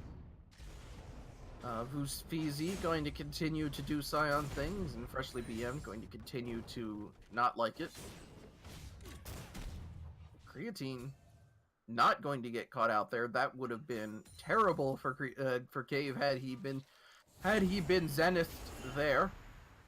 Instead, they're just gonna go ahead and give this blue buff over to the Silas. Anivia wants it, can't get it. Not a whole lot gonna happen here just yet. Feel like they're probably setting up for the next objective, which will be the dragon at about 140. That's So gonna be another Ocean Drake. Yeah, this Team would be Shaggy kind OP. of important. Yeah. Team Shaggy OP really needs that Ocean Drake there. At the very least, because it synergizes with them, but also because you don't want two Ocean Drakes to go into the enemy team, especially when they could be yours. Rift Herald is still up, though, for another 5.5 minutes. Sufi hanging out here in this bot bush again. If they can get another kill onto this, this would certainly be the tower going down. The lane gank is very strong. He doesn't know that that bush is not good, but they're waiting for it. Power bottom going a bit aggressive. Stuns onto Creatine Cape. Enchanted Crystal Arrow is gonna swing and a miss. Gangplank ultimate comes down, tries to get some advantage. Meet backline. Lenson gonna try to get Dutry. He gets ulted out. Meanwhile, Silas ultimate not gonna be able to get anything just yet. That's actually a 2-for-2 right now. Flash out from the Ashe. Meanwhile, Dutry is unstoppable. He gets shut down though. Boomer to Walrus gonna try to get the last kill on the Sufi. That is a 3-for-2 in favor of MTSU. That is a kill over onto Freshly BM though, which is what they really wanted.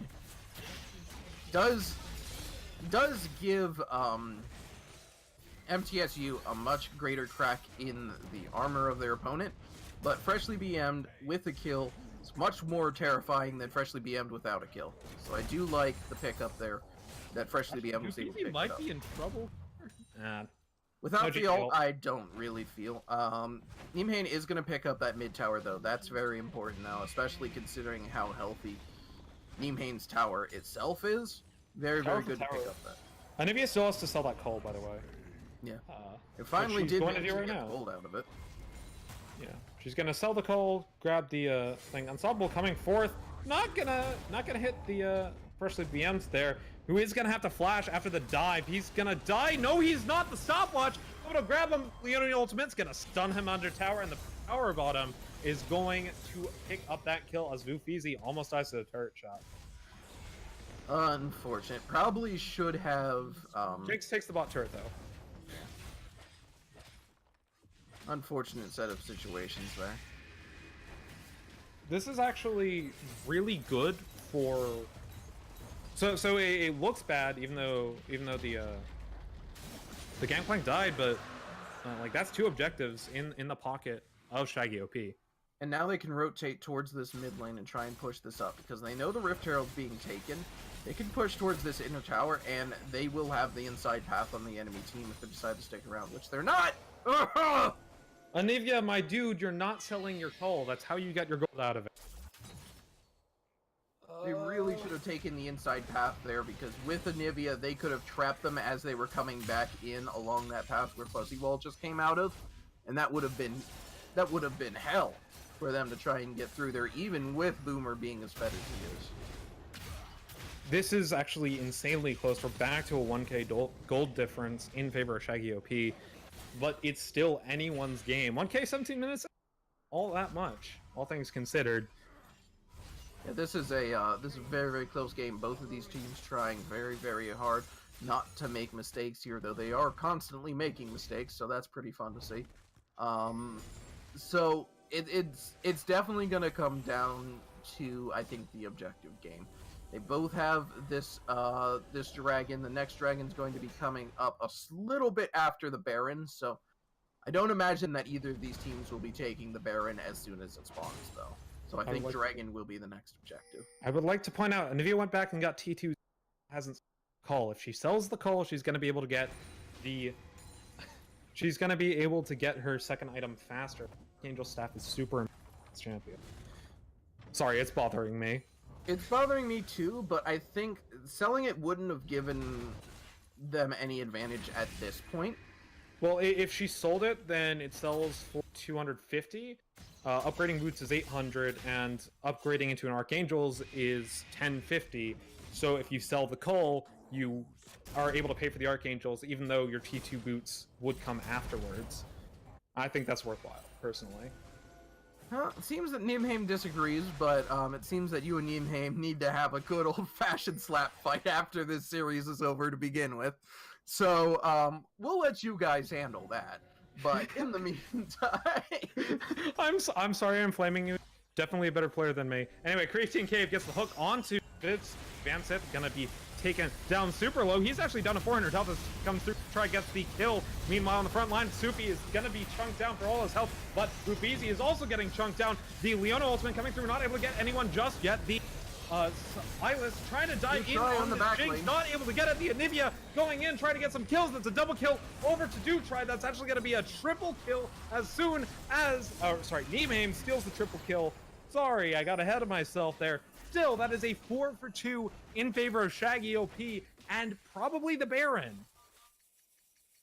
Now, they could certainly look towards the Baron, but their jungler is down and Vansai is up. And with the Baron not spawning for another 2 seconds, I don't think they're actually going to look towards it. I think instead they'll look to push these lanes, go back, pick up items, and then set up for the Baron for a 5v5 team fight. They feel confident in their ability to take these team fights, and I agree. Because we saw, even with Nimheim being at the scoreline that they are doing fairly well. They still have not sold the call, though, but they have upgraded the Archangel staff. If that call sits in his inventory the entire game, and they end up losing this, I blame it entirely on that call. Okay, that's fair. You hear that, Nimheim? No, he can't hear it, but still, this is making me way too sad. I mean, you probably trump my ads in an dang it, that's the second curse of the stream. Gosh darn it. You could probably beat me in an Anivia 1v1, but I'm still gonna flame you. Yeah, it comes down to... Anyway, as I was saying, I'm not. We're gonna leave Nimheim alone now. But no, I'm excited to see how these team fights progress because now Freshly BM has some really good items. It's got the Essence Reaver plus the Trinity Force. You've got Sufi doing tank things, which is exactly what Sufi wants to be doing. And Nimhane has enough damage to be decent at doing what they want to be doing. They might not Obviously, actually get the bonk off this Rift Herald here. It's down to... They will get a bonk. the bonk is there. It will get the turret. But at what cost? If you look, they Shaggy OP is actually in a very good position to collapse here, even though the inside track to break is available. I like this They're actually team gonna go fight out with if the fight. Shaggy OP tries to take this. I do like it. Doesn't look Shaggy like they're OP going to, though. Decides it's not worth it. That is a free Mountain Drake. That is a free Mountain Drake. They're looking... I think I know what they're doing. They're trying to bait out Baron, I think. That's entirely possible. They were spotted on a ward. Actually. Well. I don't know. They're just not doing anything. They're just gonna... We're just gonna walk upriver now. Hoot-doo-doo-doo-doo. The bird's just gonna keep poking. Oh, the ult from the Ashe forced the flash from the and the unstoppable gets stopped. Anivia is actually doing a huge amount of damage. Meanwhile, Power Bottom is being taken down low by Creatine Cave. Creatine Cave has to get out of there. Power Bottom is almost dead. Suki's not able to get the kill, but Boo Feezy's all on his own. It's Scion versus Jinx. Yeah, the Scion is dead. The ultimates are both Anivia ultimates, the Silas and the Anivia one, get used a bit there. I don't like Silas still in the Anivia ult. Not gonna lie. I think it does not synergize with him at all. I imagine that might have been a misclick. Or maybe just a panic steal. That might be it. That is a 1-for-0 in favor. Especially BM going for... Oh. Oh, the barrel. Oh, that is... Nope. Ash, you died. You died. You got playing Dark killed by Souls the now. sneak barrel. The sneak barrel, the bush keg, as it were. Bush Keg was my nickname in college, by the way. Of course it was. Okay, that's a pickup of a Guardian Angel for freshly BM'd. Very, very good pickup here. I feel like Shaggy OP has a significant advantage that belies the fact that they're only about 4,000 gold up, because they've got the momentum. And I talk about the momentum a lot, and I realize that not a whole lot of people mention this, but I would just like there's to a point flow. out, Anivia bought a Fiendish Codex. It still hasn't sold the Cole. Well, no, I'm just saying, you don't build a Phoenix... Like, the only item you build on Anivia with a Fiendish Codex is Azonia's. Why are... No, Thresh Hook's gonna land unstoppable. Actually gonna come in onto the... Meanwhile, follow-up arrow does hit. Creatine Cave is taken down super low. Dive into the back line. Able to get the kill on a Dutry. That's a shutdown. The Leona, meanwhile, freshly BM'd is going on a killing spree in the back line. Thresh trying to get something out of that. The Anivia gets the kill onto Fancy, and is going to get the double kill onto this Leona. Creatine Cave actually steals that. Freshly BM'd is actually going to get the kill here. That is a 4-for-1 in favor of Team Shaggy OP. And they're looking for more on a Boomer. Q does not hit. Get the Baron. I don't know. I'm not... I think, like... They are relatively low, and Boomer does a fair bit of damage. If they go for the Baron, he's going to be able to pick off at least one of them. That is fair enough. So I think the better move is... Honestly, they probably could have just death rushed that bush right there, but... As I was saying, the Anivia is doing a lot of damage right now. Buying Zonias at this stage is not something you do unless you're behind, so I don't actually agree with that pickup. Yeah, I want the Leandres. I want the Leandries too. Like, you're already melting the Scion, but melt him, right? Melt him, Melt Leona. him faster. Melt him faster. Melt him Boomer. faster. Melt everyone faster. Like, Boomer is the only one with any MR on the team. I mean, unless Zeke's Convergence builds MR. Yes. Zeke's think Zeke Convergence does build does have MR. MR. So you don't have to build Pen at all. Exactly. You don't have to build... I don't agree with the itemization. He did sell the call, though. Finally! Creatine Cave gets the hook on to Power Bottom, but Fancy's actually the one clearing the ward, not Power Bottom. Gets the hook onto the Baron? Question mark? He's trying to hit the Baron so that'll force them out of the pit. That is definitely the case there. As we come into this late game scaling, watch out for this Ashe. Once she hits that second Zeal item, she's going to be a power. I do want to point out that Sufi will be Sufi's ult will be available to Boomer in this next fight, which is the ult he wants to be taking 100% in the fights. I mean, I would take. I think the Gangplank ult might also be worth it. Actually, Creatine Cape does get caught out, but the initiation gets done by the Anivia, who goes down first. Actually, gets killed, but not in time for the shutdown to end up on the Thresh. Now, Dutry gets shut down by Boomer, and that is even more. Bufizi gets stunned by the ultimate there. Is it going to be enough damage onto the Kazakhs? The answer is no. Bufizi does go down to the Anivia, though. That's 3 for 3. That is a 3 for 2 in favor of MTSU. It's a 3 for 3. Cyan died as well. Oh, yeah. Sorry. They're actually going for the Baron. I'm not sure about that one. No health, no tank. Yeah. Anyway, that was a bit of a messy fight for both sides. What I will say is... Oh, that is a free cloud, though. Yeah, that is a free cloud. Neemhane will be able to pick this up fairly easily. Now, the funny thing is, for all the flack that the Cloud Drake gets, it's actually the hardest dragon to solo, because it attacks the most frequently, and it also has the highest amount of actual damage per second. So, little known fact there, Cloud Drake is not only the most useless dragon for you to solo, it's also the one that's the hardest. Actually, it's not completely useless anymore. It does give movement speed in combat now. Yeah, but it's still not the one you want to take early game. And that's when you would particularly be soloing it. Regardless, no Infernal Drake today. No Infernal. None. I think there might have been, like, one the first game. Yeah, that's true. And there's going to be an Ocean Drake here for the... Ooh, almost onto the... next Drake. Venci there. They're again posturing around the Baron. This Baron is going to decide... Gonna get spotted out, the chains! They steal Sufi's ult. That is the ult he wants to steal. Yep.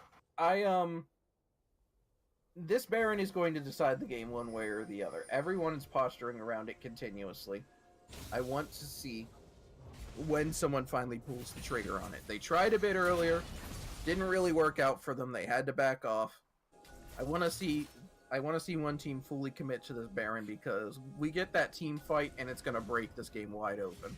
Well, actually, speaking of committing to the Baron, while the Scion gets out here, Baron on the side of MTSU. MTSU actually has this Baron in the bag. The ultimate from the Gangplank gonna try to... It's not gonna be there. The ultimate from Sejuani misses. The Crystal Arrow comes forth, but they do get the kill onto the Leona and onto the Kazakhs. They are running away, trying to get away from this with that Baron buff. Only 2 men have it, and 3 for 0 on the side of Shaggy OP is a good thing for them. The Thresh Hook is gonna hit. That's gonna be it. The flash from the Ashe gonna try to stay alive as long as possible. They decided to siege up on this mid lane turret instead of chasing. This is actually going to be massive. If they want to dare on this, they could try. This is going to be a bit interesting. They're not going to end the game on it just yet. Those Baroned up minions are a thing. However, they do get the mid inhib, and that's going to be very difficult for MTSU to deal with. Sufi got to get caught out a little bit. Lantern's going to get him over. Boomer going to steal the Gangplank ultimate and use it immediately. Going to get some damage there. Gangplank going to chunk out the Kazakh's path. Meanwhile, the Thresh Hook's going to land onto the Leona, not the target you want to grab with that just yet. Ashe trying to get something on it. Lantern over the wall as the Anivia ult gets stolen. Yikes. Alright. Bit of a skirmish. This is Shaggy OP's chance. They have to push this advantage here. If they allow MTSU to reset, and just take stock of the situation, MTSU can come back into this game very, very easily. So they need to push this advantage while they can. So go back, get your items, and then push, push, push, push, push like a first-time mother. I'm not sure about that expression. Okay. Not gonna lie. Not gonna lie. What I will say is, once again, going to itemization, Jinx has an Executioner's Calling, and Anivia is building into Morello's, so they really don't like the Silas healing. That's fair. I could definitely see that. I don't agree with it, but I could definitely see where they're coming from with it. Once again, I think you should be building Leandries. You're far ahead where it really doesn't matter what exactly you're building, so you're getting more AP. But at the same time, if it comes into the later game team fights, that the Silas healing isn't that great late game. It's really more of an early game type thing against them. Sejuani Ultimate is going to catch onto the Silas. Silas is going to try to get out. Meanwhile, Sufi going to be tanked out quite a bit, but instead they actually get the Scion on Ufizi. GP Ultimate from the Silas is going to do something there. I'm not sure exactly what it was doing, but it was doing something. Ufizi, it's hard for him to get out now, because now that Nimhain has the wall big enough, he can just put that wall behind the Scion, and there's nothing Ufizi can do. So Ufizi's strength as a champion to be able to move freely has kind of diminished greatly as this game has gone on, and as they've been able to get around the pick. By the way, no spoilers in chat. Thank you. Well, the fact that there's spoilers in chat is pretty much a spoiler in and of itself now, isn't it? But we'll see how this game advances here. The Silas gets taken out by the chains. Inivia gonna get taken out by the Lantern. Ash wasted on the Inivia, I would say. As they continue this siege up the top lane. Inivia using her ult to clear the wave. Actually, she's too far forward. Might die to this. Leon ult. Not gonna grab much there. I believe Cyan, in fact, did start his ultimate, and that is it. Sufi gonna be taken down super low. Creasing Cave there, but freshly BMs is dominating. Power Bottom is gonna go down here too. The hook onto Vancy is gonna keep him out of the fight as the Scion dies as well. That is GG, I would have to assume, as they just run it down mid and win. Yeah, what it comes down to is that they weren't able to get on to Do Try. There was not enough dive, not a strong enough front line, and they just did not have enough to get on to Do Try in these team fights. Do Try was able to get far enough ahead, and this is what we talked about last game, about Do Try put him onto a late game scaling ADC with a significant amount of damage. We were talking about the reverse sweep earlier. We said, could it happen? And in fact, it did. MTSU eSports are your winter 2019. No, they're not. No, they're not. Shaggy OP is. Sorry, Shaggy OP. Sorry. Shaggy OP is your winter 2019 gold platinum champions. I am sorry about that call. Congratulations to Shaggy OP. Congratulations on a well-played series to both teams. And definitely the MVP of that particular game is that call in Nimhain's inventory. It was for moral support, and it did its job. They were able to come back and win that game. So definitely my my MVP there. And with that, that is the last show match streamed game, whatever you wish to call it, of the winter 2019 season. Make sure you come back, check the Discord for signups for the spring season as they begin to roll around for the last time for a few weeks at the very least. My name is Finnick. I'm Can Opener, dude. And good night.